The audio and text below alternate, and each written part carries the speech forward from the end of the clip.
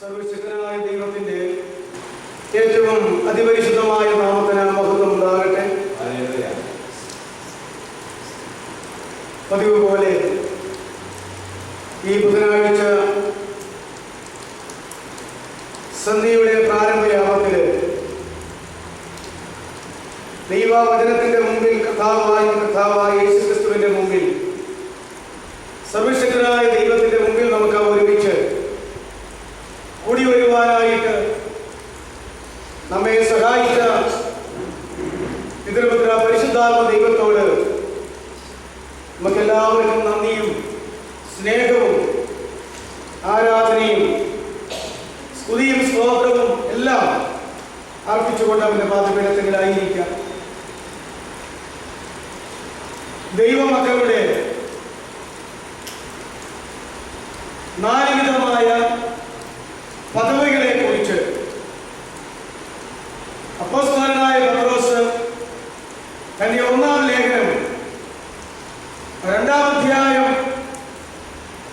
9-ാമത്തെ വാക്യത്തിൽ രേഖപ്പെടുത്തിയിട്ടുണ്ട്. നമുക്കെല്ലാവർക്കും വളരെ പരിചയമുള്ളതും ഇവിടെ തന്നെ ക്ലാസ്സുകൾ നടന്ന സന്ദർഭത്തിൽ ഞാൻ പലപ്പോഴും പല വിഷയത്തോടുള്ളതായിരിക്കുന്ന ബന്ധത്തിൽ ഓർപ്പിച്ചിട്ടുള്ളതും ചിന്തിച്ചിട്ടുള്ളതുമായ കാര്യങ്ങൾ തന്നെയാണ്. ആ വേദവാക്യം നമുക്ക് വായിച്ചു കേൾക്കാം. 1 പത്രോസ് 2:9.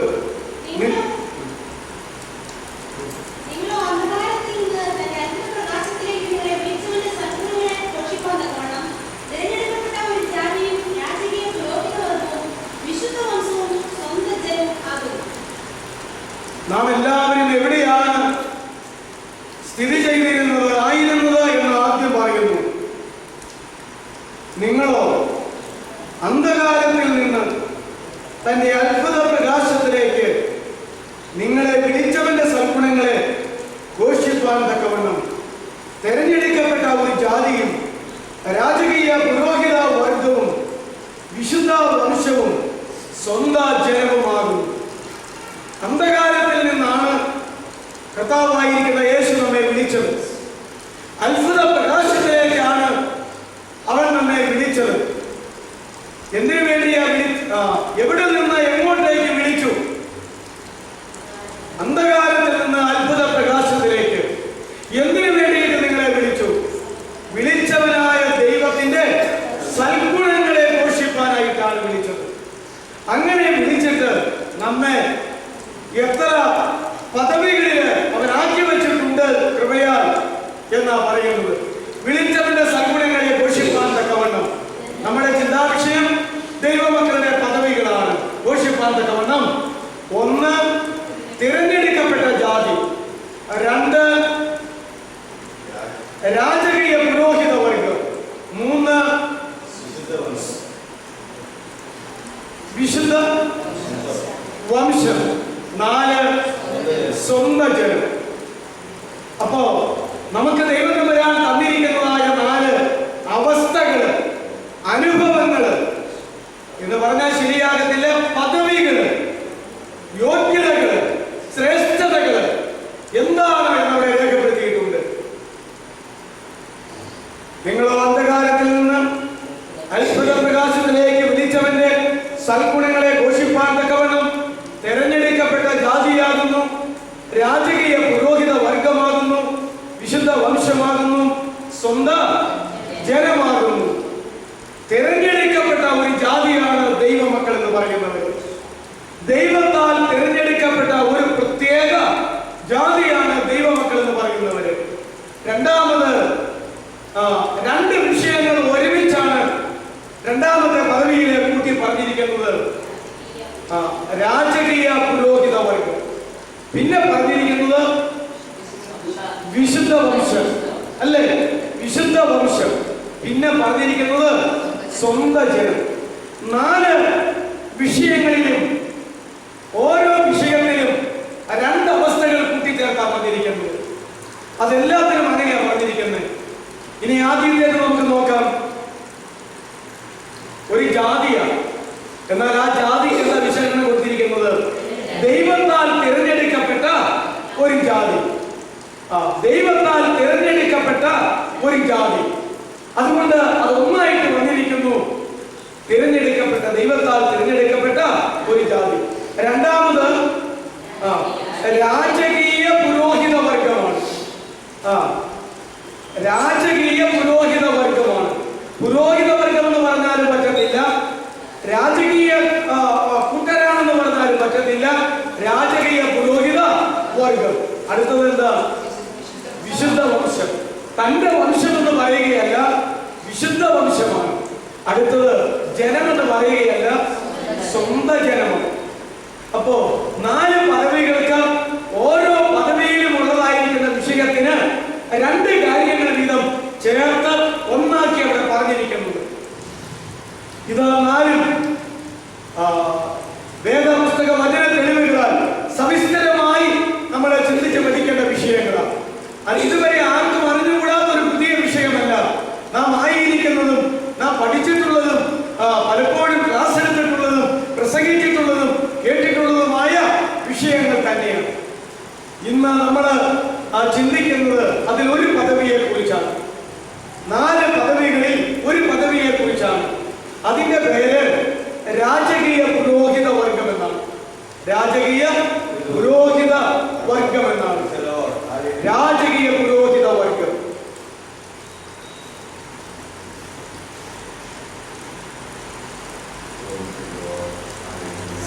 വെളിപ്പാട് പുസ്തകം 1-ാം അധ്യായം 6-ാമത്തെ വാക്യം ഇതോട് ചേർന്ന് വായിച്ചാട്ടെ. വെളിപ്പാട് പുസ്തകം 1-ാം അധ്യായം 6-ാമത്തെ വാക്യം.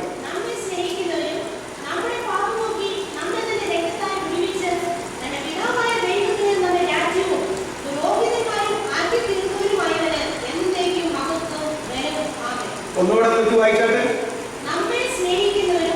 നമ്മെ സ്നേഹിക്കുന്നവനും നമ്മുടെ പാപം പോക്കി നമ്മെ തന്റെ രക്തത്താൽ വിടുവിച്ച് തന്റെ പിതാവായ ദൈവത്തിന് നമ്മെ രാജ്യവും പുരോഹിതന്മാരും ആക്കി തീർത്തവനുമായവൻ എന്നേക്കും മഹത്വവും ബലവും. ആമേൻ. കർത്താവായിരിക്കുന്ന യേശു ക്രിസ്തു നമുക്ക് വേണ്ടി മരിച്ചിട്ട് തന്റെ രക്തത്താൽ നമ്മെ വീണ്ടെടുത്തിട്ട് നമ്മെ ആരാക്കി മാറ്റിയിരിക്കുന്നു എന്ന വെളിപ്പാട് പുസ്തകത്തിൽ പറയുന്നത്. യോഹന്നാൻ അപ്പോസ്തലൻ കൊടുത്തതായിരിക്കുന്ന വെളിപ്പാട് പുസ്തകത്തിൽ അവിടെ നാം എന്താക്കി മാറ്റിയിരിക്കുന്ന പറഞ്ഞിരിക്കുന്നത്? പിതാവായ ദൈവത്തിന് രാജ്യവും പുരോഹിതന്മാരുമാക്കി തീർത്തിരിക്കുന്നു. ആരാക്കി തീർത്തിരിക്കുന്നത്? നമ്മുടെ കർത്താവായ യേശു ക്രിസ്തു നമ്മെ ആക്കി തീർത്തിരിക്കുന്നു. ആ വാക്യത്തിൽ ഞാൻ പറഞ്ഞിട്ടുണ്ട്, രാജ്യവും പുരോഹിതന്മാരും എന്ന് ചില വേദപുസ്തകത്തിൽ കാണാം. എന്നാൽ മറ്റു ചില വേദപുസ്തകങ്ങളിൽ രാജാക്കന്മാരും പുരോഹിതന്മാരും എന്ന് കാണാം. രാജാക്കന്മാരും പുരോഹിതന്മാരും എന്ന് കാണാം. അതുകൊണ്ട് രാജ്യവും പുരോഹിതന്മാരും എന്ന് പറയുന്നതിനേക്കാൾ ശരിയായിട്ടുള്ളതും അതുപോലെ തന്നെ വളരെ ശ്രേഷ്ഠമായിട്ടുള്ളതുമായ ഒരു വിഷയമാണ് രാജാക്കന്മാരും പുരോഹിതന്മാരും ആക്കിയിരിക്കുന്നു എന്ന്. രാജ്യവും പുരോഹിതന്മാരും എന്ന് പറയുന്നതിനേക്കാൾ നല്ലത് രാജാക്കന്മാരും പുരോഹിതന്മാരും ആക്കി തീർത്തിരിക്കുന്നു എന്നാണ് നമ്മൾ മനസ്സിലാക്കേണ്ടത്. ഇനി രാജ്യം എന്നാ പറയുന്നതെങ്കിൽ ഇപ്പോഴത്തെ എന്ത് പറയണം? പുരോഹിത വർഗം അല്ലേ? നമ്മെ രാജ്യമാക്കി തീർത്തു എന്ന് പറയുന്ന പോലെ തന്നെ നമ്മെ പുരോഹിത വർഗമാക്കി തീർത്തു.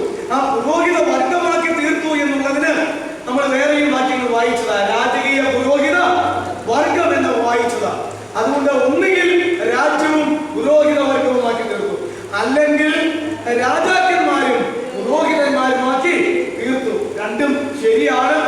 എന്നാൽ അല്പസ്വല്പ വ്യത്യാസം അതിനുണ്ട് എന്ന് നമ്മൾ മനസ്സിലാക്കേണ്ടതാണ്. അപ്പൊ നമ്മൾ എന്തായി ചിന്തിച്ചു വരുന്നത്, എന്തായി പറഞ്ഞു വരുന്നത്? യഥാർത്ഥമായി മാനസാന്തരപ്പെട്ടവര്, യഥാർത്ഥമായി രക്ഷിക്കപ്പെട്ടവര്, യഥാർത്ഥമായ ദൈവമക്കള് അവരാരാകുന്നു എന്നാണ് പറഞ്ഞു വന്നിരിക്കുന്നത്. അവരാണ് തിരഞ്ഞെടുക്കപ്പെട്ട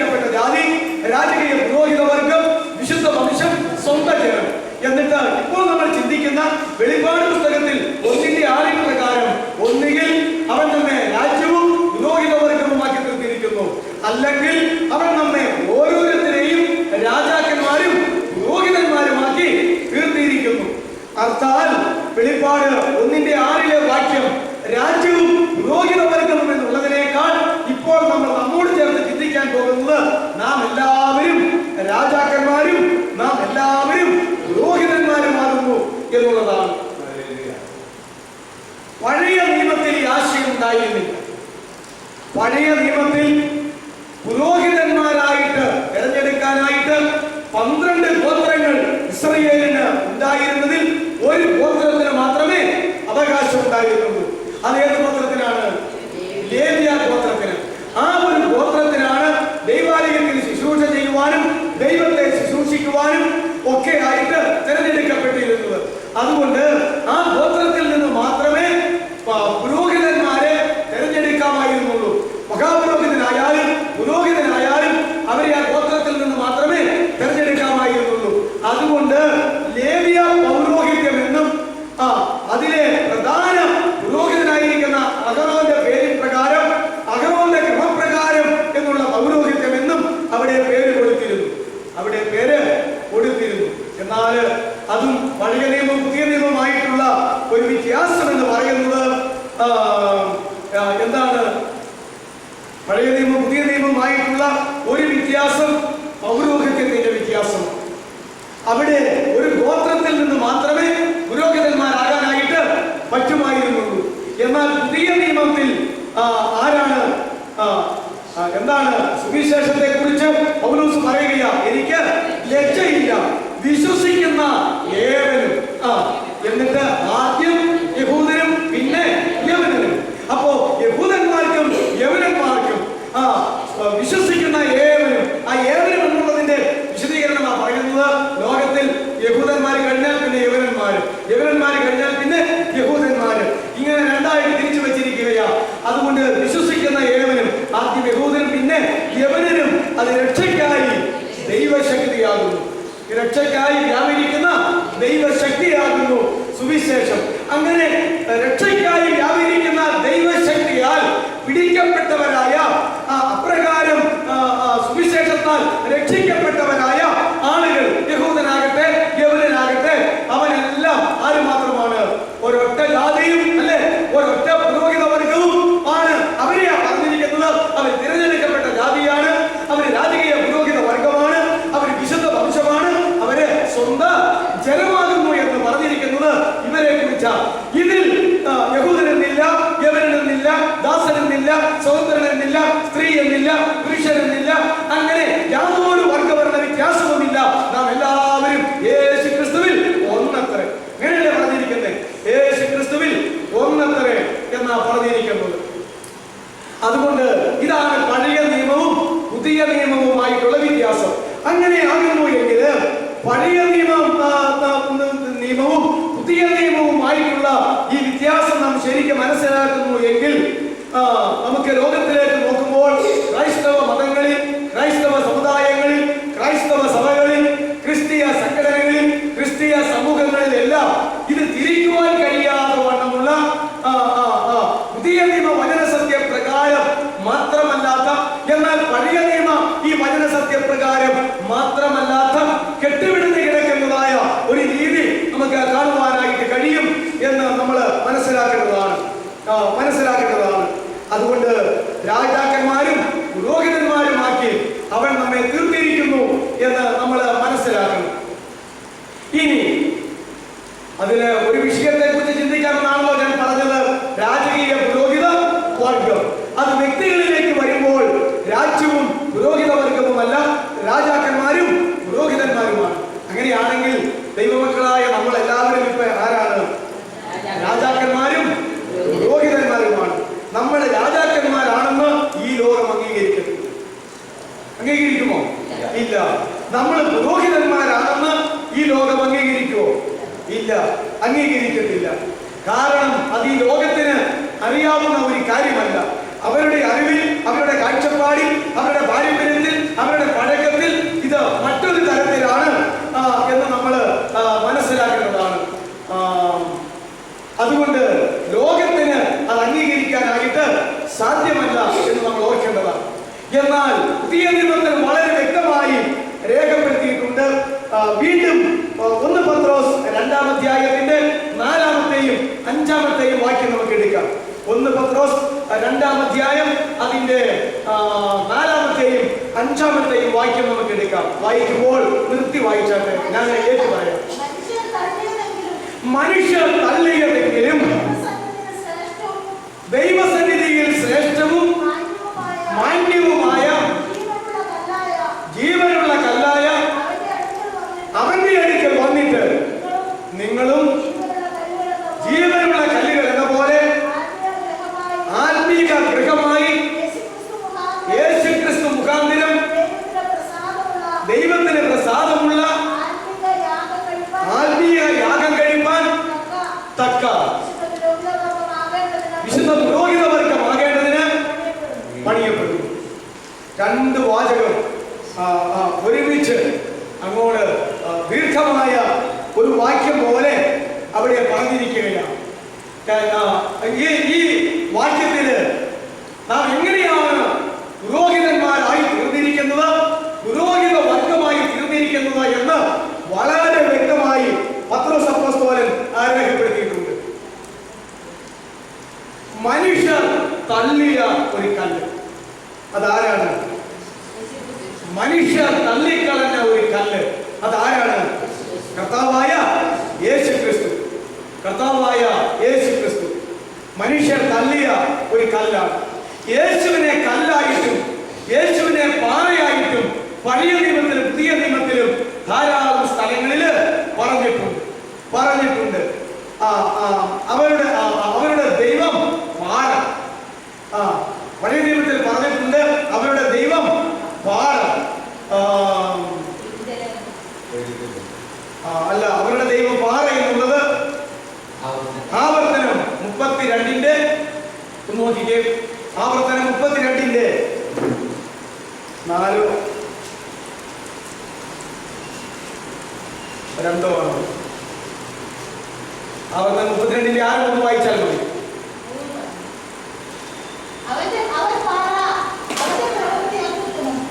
അവൻ പാറ അല്ലേ? അതിന്റെ മുകളിൽ ഒരു വാചകം വായിക്കേ.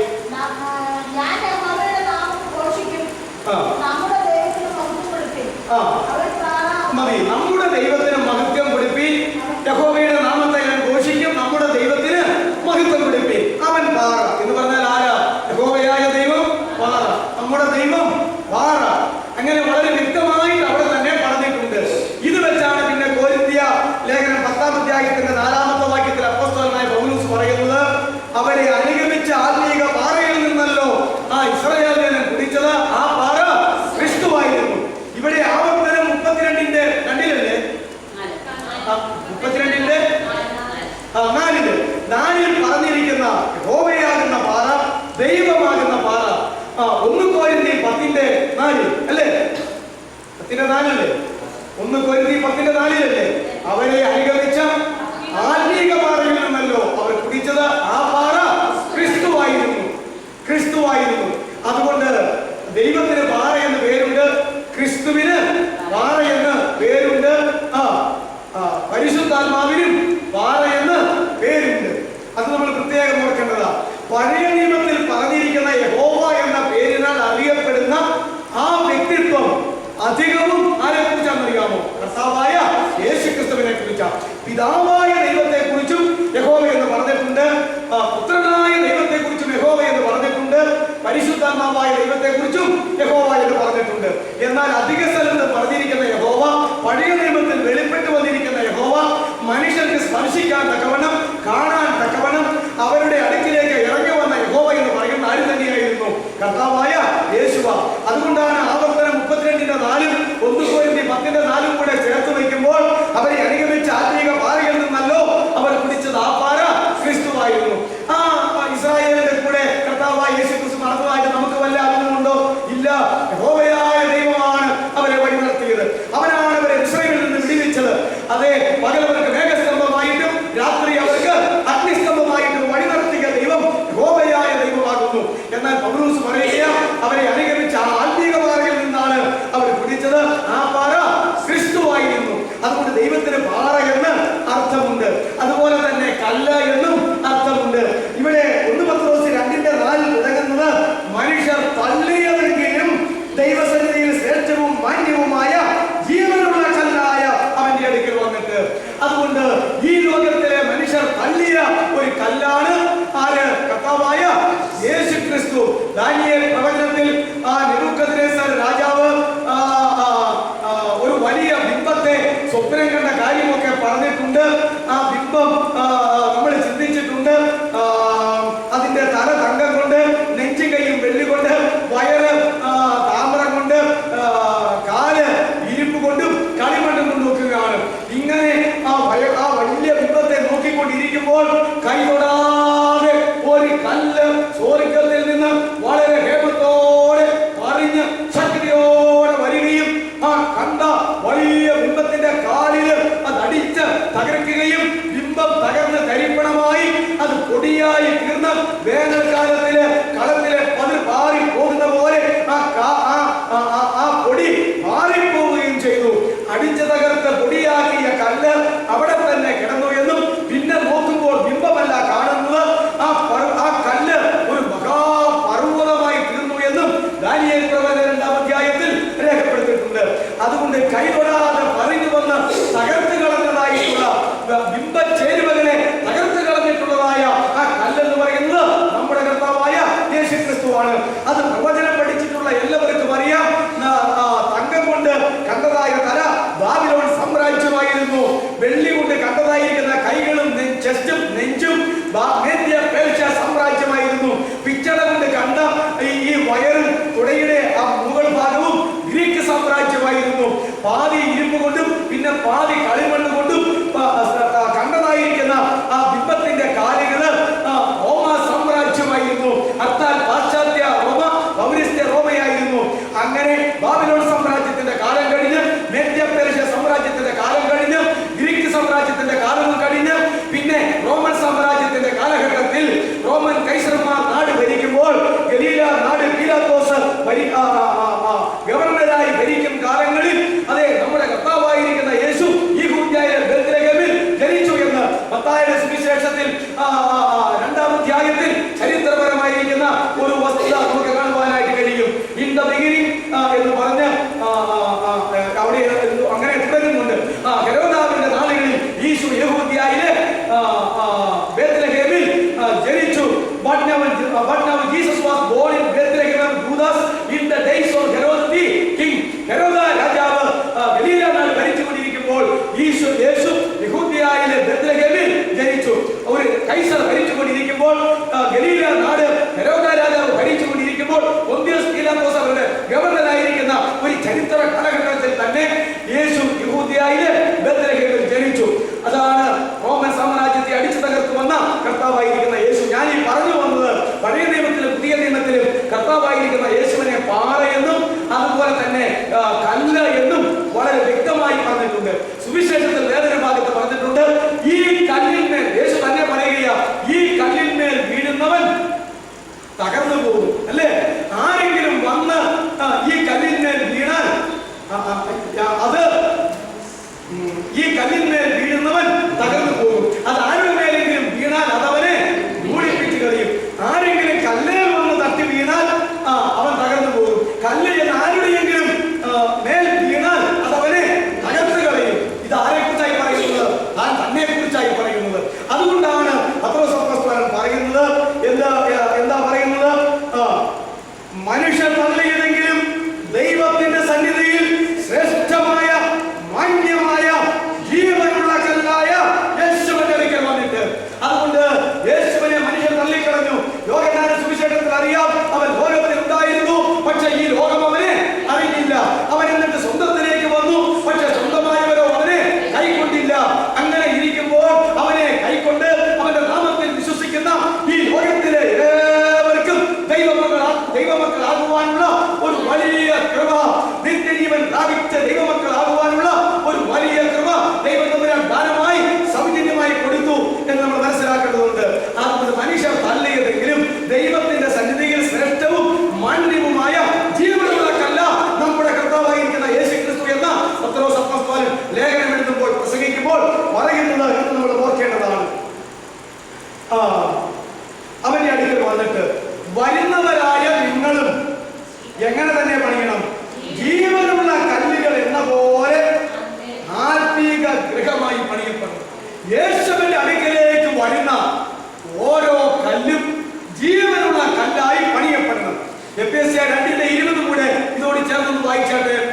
എഫേസ്യർ 2:20.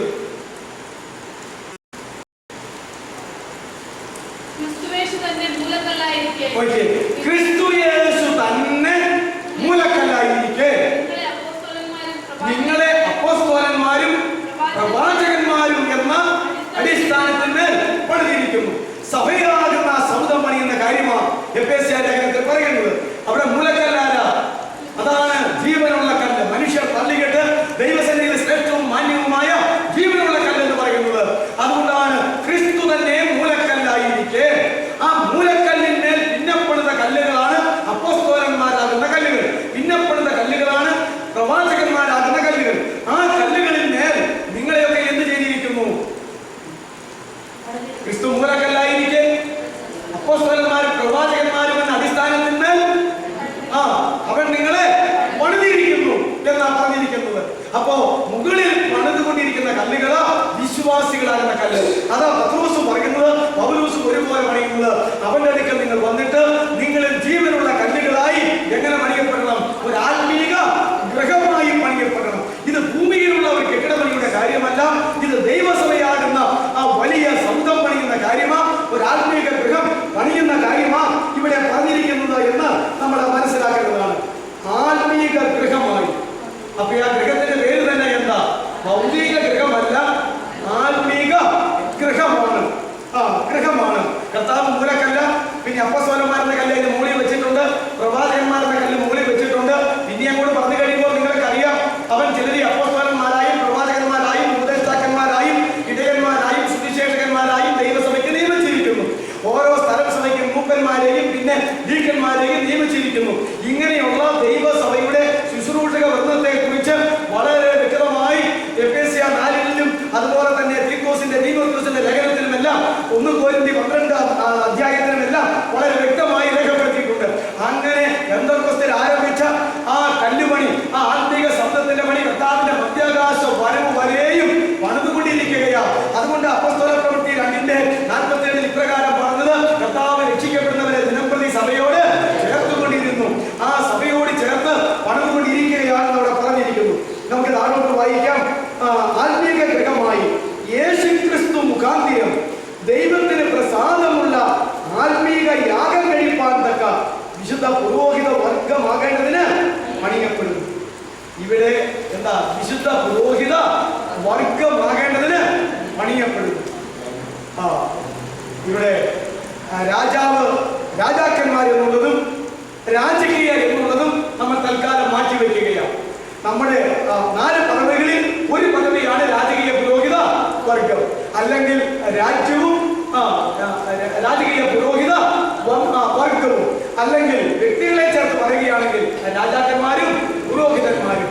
അതിൽ ഇപ്പോൾ നമ്മൾ ചിന്തിക്കുന്നത് പുരോഹിതന്മാര് എന്ന് മാത്രമുള്ളതാണ്.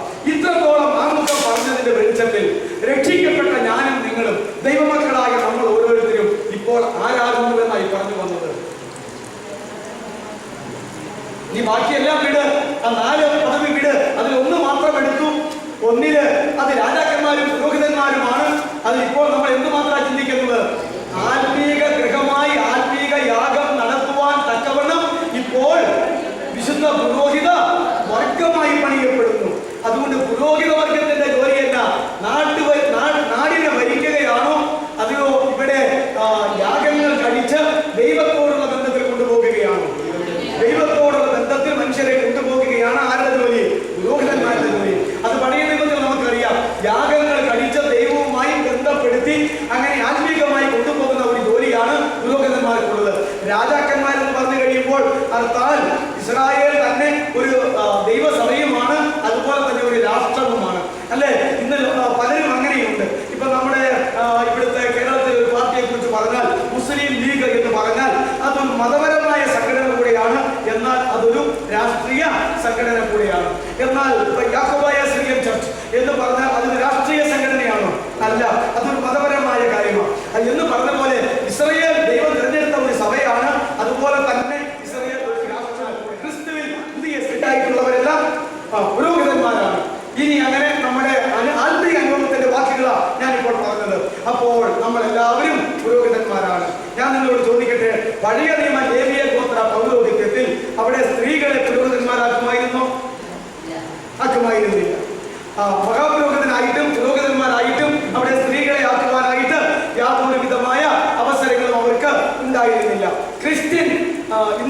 നിലവിലുള്ള ക്രിസ്ത്യൻ മതങ്ങളിലും സമുദായങ്ങളിലും എല്ലാം സ്ത്രീകളെ പുരോഹിതന്മാരാക്കിയിട്ടുണ്ടോ?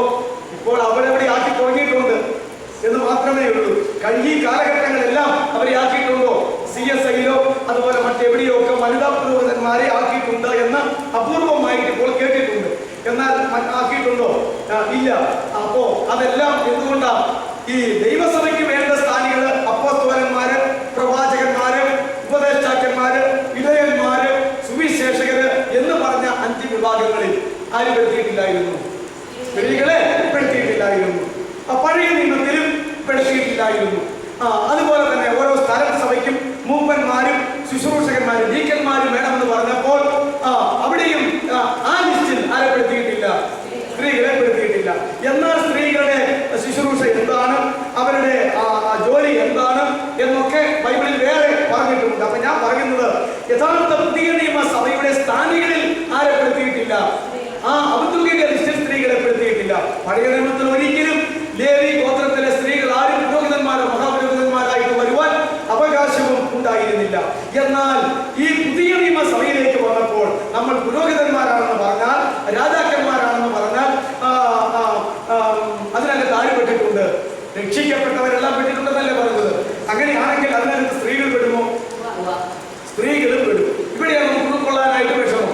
സ്ത്രീകളെ രാജാക്കന്മാരാകുമോ? ആകും. ഇല്ലേ? രാജ്ഞിമാരുണ്ട്. അവർ പ്രധാനമന്ത്രിമാരാകുമോ? അവർ പ്രസിഡന്റുമാരാകുമോ? നമ്മുടെ ഇന്ത്യൻ പ്രസിഡന്റ് തന്നെ ഇപ്പോൾ ആരാ? സ്ത്രീയാ അല്ലേ? ഇന്ദിരാഗാന്ധി നമ്മുടെ പ്രധാനമന്ത്രിയായിരുന്നു, സ്ത്രീയാണ്. അപ്പോൾ സ്ത്രീകൾ വലിയ രാജ്യമാരായിട്ടും ഭരണകർത്താക്കന്മാരായിട്ടും രാഷ്ട്രത്തിന്റെ പ്രധാനമന്ത്രിമാരോ പ്രസിഡന്റുമാരോ ഒക്കെ ആയിട്ട് വരും എന്നുള്ള കാര്യത്തിൽ ഇപ്പൊ നമുക്കറിയാം. ഭരണകാര്യം വരുമ്പോൾ എന്നാൽ ക്രിസ്തീയ സഭകളില് ദൈവസഭയില് ഈ സ്ത്രീകൾ പുരോഹിതന്മാരാണെന്ന് പറഞ്ഞാൽ നമുക്ക് ഉൾക്കൊള്ളാനായിട്ട് ബുദ്ധിമുട്ടാണ്. എന്നാൽ വചനം അങ്ങനെ തന്നെയാ പറഞ്ഞിരിക്കുന്നത് അല്ലേ? അങ്ങനെ തന്നെയാ. അപ്പൊ പുരോഹിത വർഗത്തിൽ ആരെല്ലാം ഉണ്ട്? സ്ത്രീകളും പുരുഷന്മാരും ഒരുപോലെയാണ്. പുരോഹിതന്മാരെന്ന് പറഞ്ഞപ്പോൾ അതിൽ ആരൊക്കെ പെടും? സ്ത്രീകളും പുരുഷന്മാരും ഒക്കെ പെടും എന്ന് നമ്മൾ മനസ്സിലാക്കേണ്ടതാണ്.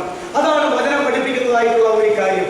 എന്നാൽ അവരെ കൊണ്ടുപോകേണ്ട പുതിയ നിയമ സഭയുടെ ശുശ്രൂഷക ഔദ്യോഗിക വൃന്ദത്തിൽ ഇവരില്ലതാനും. നാം എല്ലാവരും പുരോഹിത വർഗമാണ് അല്ലേ? നാം എല്ലാവരും പുരോഹിതന്മാരാണ് എന്ന് നമ്മൾ മനസ്സിലാക്കേണ്ടതാണ്. അങ്ങനെ നമ്മൾ മനസ്സിലാക്കി വരുമ്പോൾ എന്താണ് ഇവിടെ അവരുടെ ജോലിയെ കുറിച്ച് പറഞ്ഞിരിക്കുന്നത്? പത്രോസ് 1:2-4 എന്താ പറഞ്ഞിരിക്കുന്നത്? ഇത് ആത്മീക ഗൃഹമായി പണിയപ്പെടുകയാണ്. അത് മനസ്സിലാക്കുക. എന്നിട്ട് ആത്മീക യാഗം കഴിക്കാനായിട്ട് നിങ്ങളെ പണിയപ്പെടുകയാണ്. ആത്മീയ പുരോഹിതന്മാരാക്കി തീർത്തിരിക്കുന്നത് ആത്മീകമായ യാഗങ്ങൾ കഴിക്കാൻ വേണ്ടി കേട്ടാ. അപ്പൊ പഴയ നിയമത്തിൽ ഈ പുരോഹിതന്മാർക്ക് എന്ത് കഴിക്കണമായിരുന്നു? നിത്യവും യാഗങ്ങൾ കഴിക്കണമായിരുന്നു. പുതിയ നിയമത്തിലും പുരോഹിതന്മാർക്ക് എന്ത് കഴിക്കാനുണ്ട്? എല്ലാ സഭാപരമായ ശുശ്രൂഷകളും പ്രത്യേകിച്ച് 7 കൂദാശകളും നടത്താനായിട്ട് അവർക്കുണ്ട്. അങ്ങനല്ലേ? 7 കൂദാശകൾ നടത്തുന്നത് ആരാണ്? പുരോഹിതന്മാരാണ്. അതെ, പുരോഹിതന്മാരിൽ തന്നെ ഉയർന്നവരും താണവരും ഉണ്ടെങ്കിലും അവർ ആ ശുശ്രൂഷകളെല്ലാം നടത്തും, ആ കൂദാശകളെല്ലാം നടത്തും. എവിടെയെങ്കിലും ഓരോ പള്ളിയിലെ അന്മേനികളും സ്ത്രീകളും പുരുഷന്മാരും കൂടെ കൂടിയിട്ട് ഇങ്ങനെ മാമോദിസ നടത്തുക, മൂറൻ പൂശുക, കല്യാണം നടത്തുക, ശവസംസ്കാരം നടത്തുക, ഇതൊന്നും ചെയ്ത് കണ്ടിട്ടുണ്ടോ? ഇല്ല. അപ്പോ ഇന്ന് ക്രിസ്തീയ മതങ്ങളിൽ ഇരിക്കുന്ന ശുശ്രൂഷകൾ ചെയ്യാനും സ്ത്രീകൾക്ക് അനുവാദമില്ല, പണ്ടുമില്ല. എന്നാൽ ഈ പറഞ്ഞ നമ്മളെല്ലാവരും പുരോഹിതന്മാരും രാജാക്കന്മാരുമാണെന്ന് പറഞ്ഞു വരുമ്പോൾ, പുരോഹിതന്മാരാണെന്ന് പറഞ്ഞു വരുമ്പോൾ രക്ഷിക്കപ്പെട്ട അപാലവൃത്തം സ്ത്രീ പുരുഷന്മാര് അതിനകത്ത് പുരോഹിതന്മാരാണെന്ന് പറയുമ്പോൾ ആത്മീക യാഗം കഴിപ്പാനായിട്ട് അത് പണിയപ്പെടുന്നത് എന്ന് പറഞ്ഞിരിക്കുന്നു. അങ്ങനെയാകുന്നുവെങ്കിൽ നമ്മൾ കഴിക്കേണ്ട ആത്മീക യാഗം എന്താകുന്നു എന്നുള്ളതാണ് ഇപ്പോൾ നമ്മൾ അടുത്തപടിയായിട്ട് നമുക്ക് ചിന്തിക്കാനായിട്ടുള്ളത്. ആത്മീക യാഗം കഴിക്കണം. ഈ യാഗത്തിന്റെ പേരുകൾ കേൾക്കുമ്പോഴാണ് ഇത് സ്ത്രീകൾക്കും പുരുഷന്മാർക്കും ഒരുപോലെ കഴിക്കാവുന്ന യാഗങ്ങളാണ് എന്ന് നമ്മൾ മനസ്സിലാക്കുക. ഇന്ന് ക്രിസ്ത്യൻ സമുദായങ്ങളിലുള്ള ആ യാഗങ്ങളും സ്ത്രീകൾക്ക് കഴിക്കാൻ പറ്റത്തില്ല. പഴയ നിയമസഭയിലും അത് കഴിക്കാനായിട്ട് പറ്റത്തില്ല. എന്നാൽ പുതിയ നിയമസഭയിൽ കഴിക്കാനായിട്ട് പരിശുദ്ധാത്മാവ് നമ്മെ ചുമതലപ്പെടുത്തിയിരിക്കുന്ന യാഗങ്ങൾ നമുക്ക് എല്ലാവർക്കും ഒരുപോലെ കഴിക്കാനായിട്ട് കഴിയും. അതുകൊണ്ടാണ് നമ്മൾ പുരോഹിതന്മാരായത്. നമ്മുടെ ജോലി അതാകുന്നു എന്ന് നമ്മൾ മനസ്സിലാക്കേണ്ടതാണ്. പഴയ നിയമത്തിലെ കാര്യം നമുക്കറിയാം. ലേവ്യ പുസ്തകം 1-ാം അധ്യായം 10 വരെയുള്ള അധ്യായങ്ങൾ വായിക്കുമ്പോൾ പഴയ നിയമത്തിലെ പുരോഹിതന്മാർക്ക് കഴിക്കേണ്ട 8 യാഗങ്ങളെ കുറിച്ച് പ്രധാനമായിട്ടും അവിടെ പറഞ്ഞിട്ടുണ്ട്. അത് നമുക്ക് എല്ലാവർക്കും അറിയാം.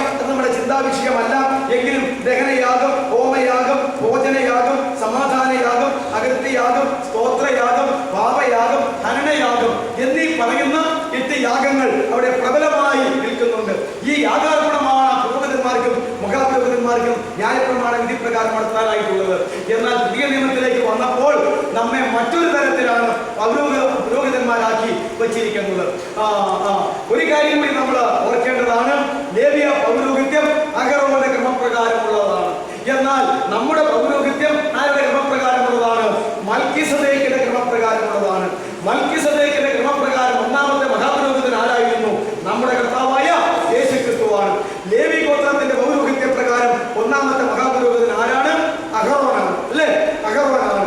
എന്നാൽ മൽക്കീസദേക്കിന്റെ ക്രമപ്രകാരം ഒന്നാമത്തെ മഹാപുരോഹിതൻ ആരാണ്? കർത്താവായ യേശുക്രിസ്തുവാണ്. ആകാശത്തിൽ കൂടി കടന്നുപോയ ശ്രേഷ്ഠ മഹാപുരോഹിതനായിരിക്കുന്ന യേശു എന്നാ പറഞ്ഞിരിക്കുന്നത്. അവൻ ആരുടെ ക്രമപ്രകാരമുള്ളവനാണ്? അഹരോന്റെ ക്രമപ്രകാരമുള്ളതല്ല, മൽക്കീസദേക്കിന്റെ ക്രമപ്രകാരമുള്ള ഒരു പുരോഹിതനാണ്.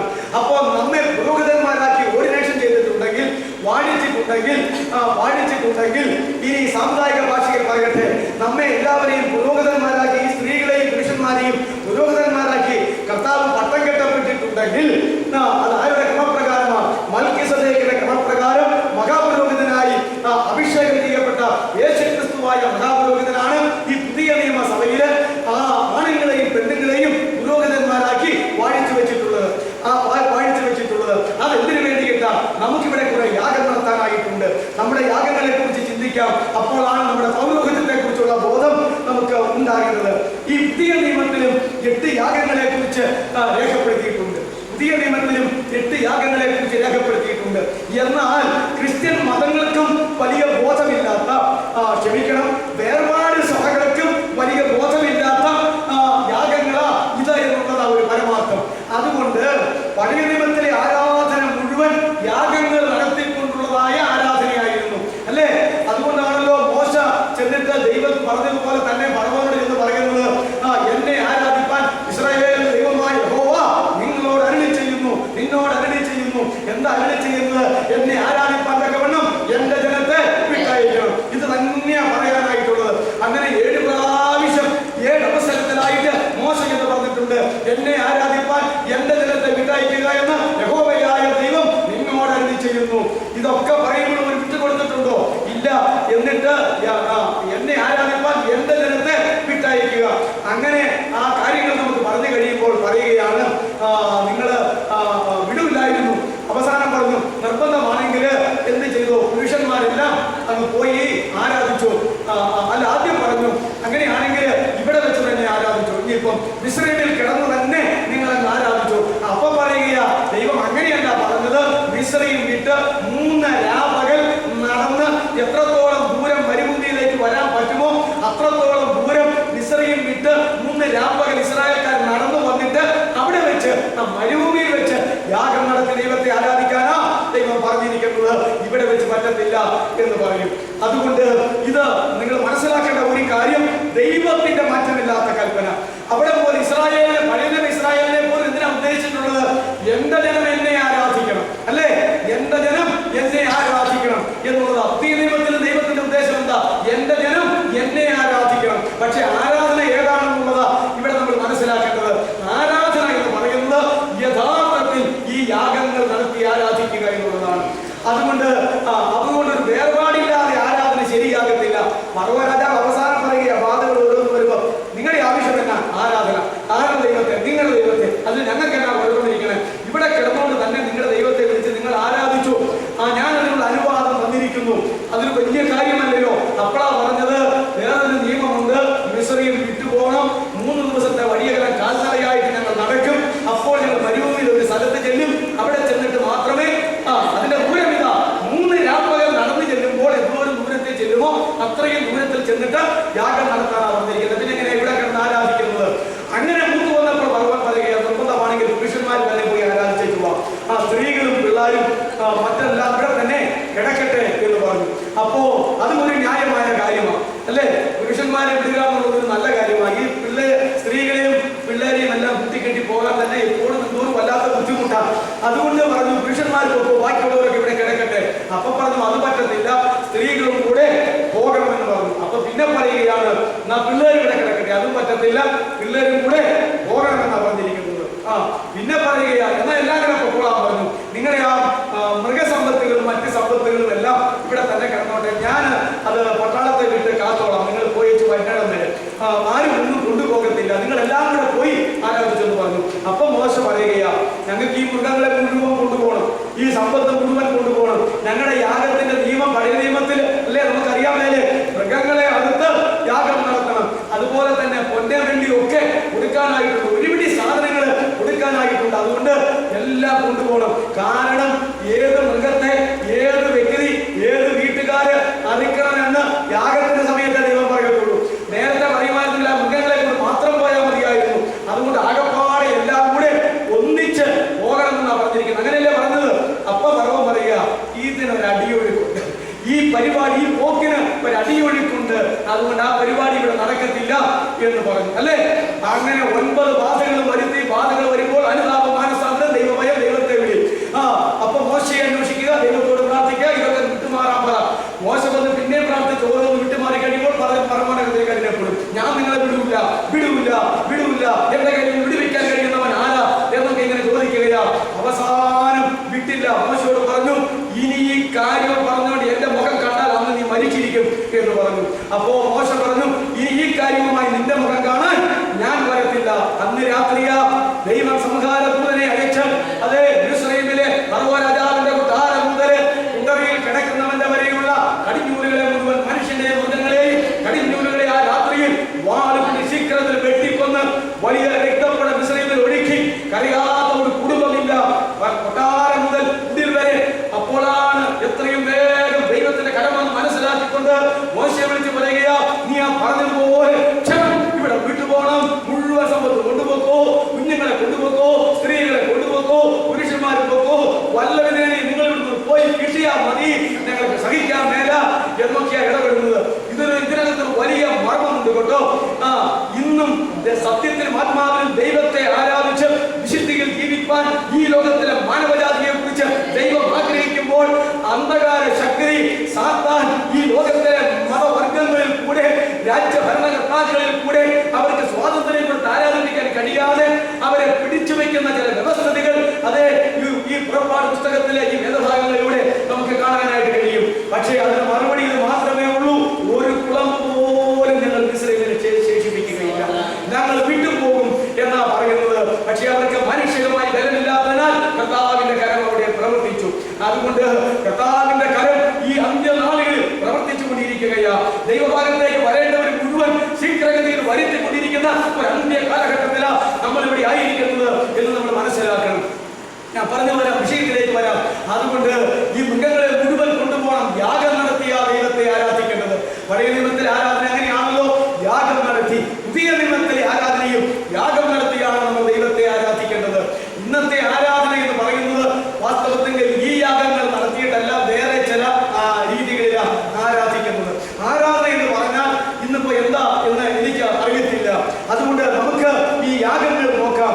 ഒന്നാമത്തെ യാഗം എബ്രായർ 13:15 രേഖപ്പെടുത്തിയിരിക്കുന്നു. എബ്രായർ 13:15 രേഖപ്പെടുത്തിയിരിക്കുന്നു. അതെ, പുരുഷന്മാരും സ്ത്രീകളുമാകുന്ന പുതിയ നിയമസഭയിലെ പുരോഹിതന്മാരായ നമ്മൾ നിത്യവും നടത്തി ആരാധിക്കേണ്ട ഒരു ഒന്നാമത്തെ യാഗത്തിന്റെ പേര് വായിച്ചേ. അതുകൊണ്ട് അവൻ മുഖാന്തരം നാം ദൈവത്തിന് അവന്റെ നാമത്തെ ഏറ്റുപറയുന്ന അധരഫലമെന്ന സ്തോത്രയാഗം ഇടവിടാതെ അർപ്പിക്കുക. അതുകൊണ്ട് അവൻ മുഖാന്തരം നാം ദൈവത്തിന് അവന്റെ നാമത്തെ ഏറ്റുപറയുന്ന അധരഫലമെന്ന സ്തോത്രയാഗം ഇടവിടാതെ അർപ്പിക്കുക. ഇടവിടാതെ സകല ദൈവമക്കളും അർപ്പിക്കേണ്ട ഒരു യാഗത്തിന്റെ പേരാണ് അധരഫലം എന്ന സ്തോത്രയാഗം. അധരഫലം എന്ന സ്തോത്രയാഗം. നമ്മുടെ അധരം കൊണ്ട് സ്തോത്രം പറഞ്ഞ് ദൈവത്തെ ആരാധിക്കണമെന്നാണ് പറഞ്ഞിരിക്കുന്നത്. അതാണ് അധരഫലം എന്ന സ്തോത്രയാഗം. അപ്പോ ഈ സ്തോത്രയാഗം അർപ്പിക്കാൻ ആണുങ്ങൾക്ക് മാത്രമേ അവകാശമുള്ളൂ? അല്ല, സ്ത്രീകൾക്കും അവകാശമുണ്ടല്ലോ. സ്ത്രീകൾക്കും പുരുഷന്മാർക്കും ഒരുപോലെ സ്തോത്രയാഗം എന്ന യാഗം പുതിയ നിയമത്തിൽ അർപ്പിക്കാമല്ലോ. മൃഗയാഗം ആവശ്യമില്ല. നമ്മൾ ആ വായിച്ച 8 യാഗങ്ങൾ ഇനി ആവശ്യമില്ല. ദഹനയാഗം, പാപയാഗം, അകത്യയാഗം, ഹോമയാഗം, ഇങ്ങനെയുള്ള യാഗങ്ങളിൽ ആവശ്യമുണ്ടോ? സകല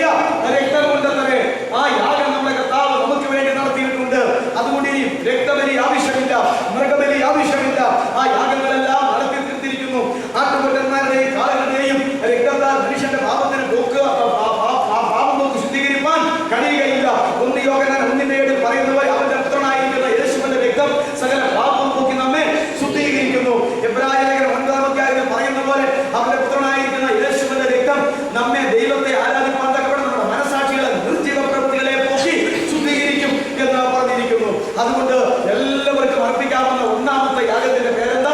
അധരഫലമെന്ന സ്തോത്രയാഗം. സങ്കീർത്തനം 50-ാം അധ്യായത്തിലും ഈ വാക്യം ഉണ്ട് കൊണ്ടോ ഇല്ലേ? സങ്കീർത്തനം 50-ാം അധ്യായത്തിലും ഈ വാക്യമുണ്ട്. അധരഫലമെന്ന സ്തോത്രയാഗം അർപ്പിക്കുന്നവൻ ദൈവത്തെ മഹത്വപ്പെടുത്തുന്നു. അതൊരു വാക്യത്തിന്റെ പകുതിയാണ്. മറ്റേത് വിട്ടു കളഞ്ഞു എല്ലാവരും. തന്റെ നടപ്പിനെ ക്രമപ്പെടുത്തുന്നവൻ ദൈവത്തിന്റെ രക്ഷയെ കാണും. നടപ്പ് ക്രമപ്പെടുത്തി ദൈവത്തിന്റെ രക്ഷയെ കാണാതെ അധരഫലമെന്ന സ്തോത്രയാഗം ചർമ്മില ചർമ്മണം പോലെ പറഞ്ഞുകൊണ്ടിരുന്നു കഴിഞ്ഞാൽ യാഗാർപ്പണാവോ? ഇല്ല. ഇതറിയാൻ മേലാത്തവരാകുമല്ലോ ഈ യാഗത്തെ കുറിച്ച്. ഇതൊക്കെ നമ്മൾ പ്രാക്ടീസ് ആയിട്ട് ഒത്തിരി ചെയ്യുന്നവരാണ് അല്ലേ?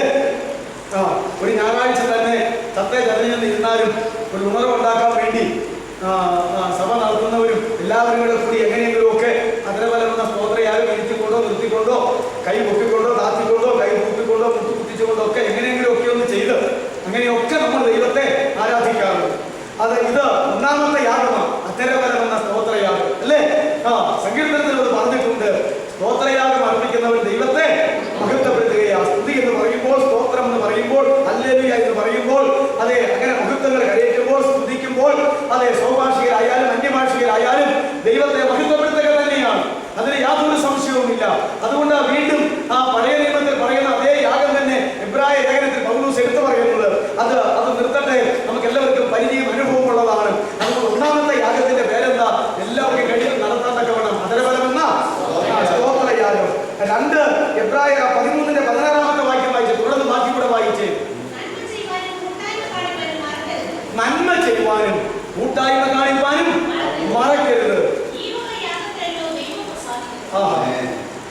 നന്മ ചെയ്യുവാനും കൂട്ടായ്മ കാണിപ്പാനും മറക്കരുത്. ഈ വക യാഗത്തിലല്ലോ പുതിയ നിയമകാലത്ത് ദൈവം പ്രസാദിക്കുന്ന യാഗം ഏതാണ്? അധരഫലം എന്ന സ്തോത്ര യാഗത്തെക്കാൾ ഗൗരവമുള്ള യാഗമാണ് നന്മ ചെയ്യുന്നതും കൂട്ടായ്മ കാണിക്കുന്നതുമായ യാഗം. ഈ വക യാഗത്തിലല്ലോ ദൈവം പ്രസാദിക്കുന്നത്. നോക്കിക്കേ, നന്മ ചെയ്യുക, കൂട്ടായ്മ കാണിക്കുക. ഇത് 2 യാഗമായിട്ടും ചിലർ പറയും, ഒരു യാഗമായിട്ടും പറയും. സംഖ്യ എണ്ണം 2 1 വിഷയം അതിന് നോക്കി വെച്ചാൽ മതി.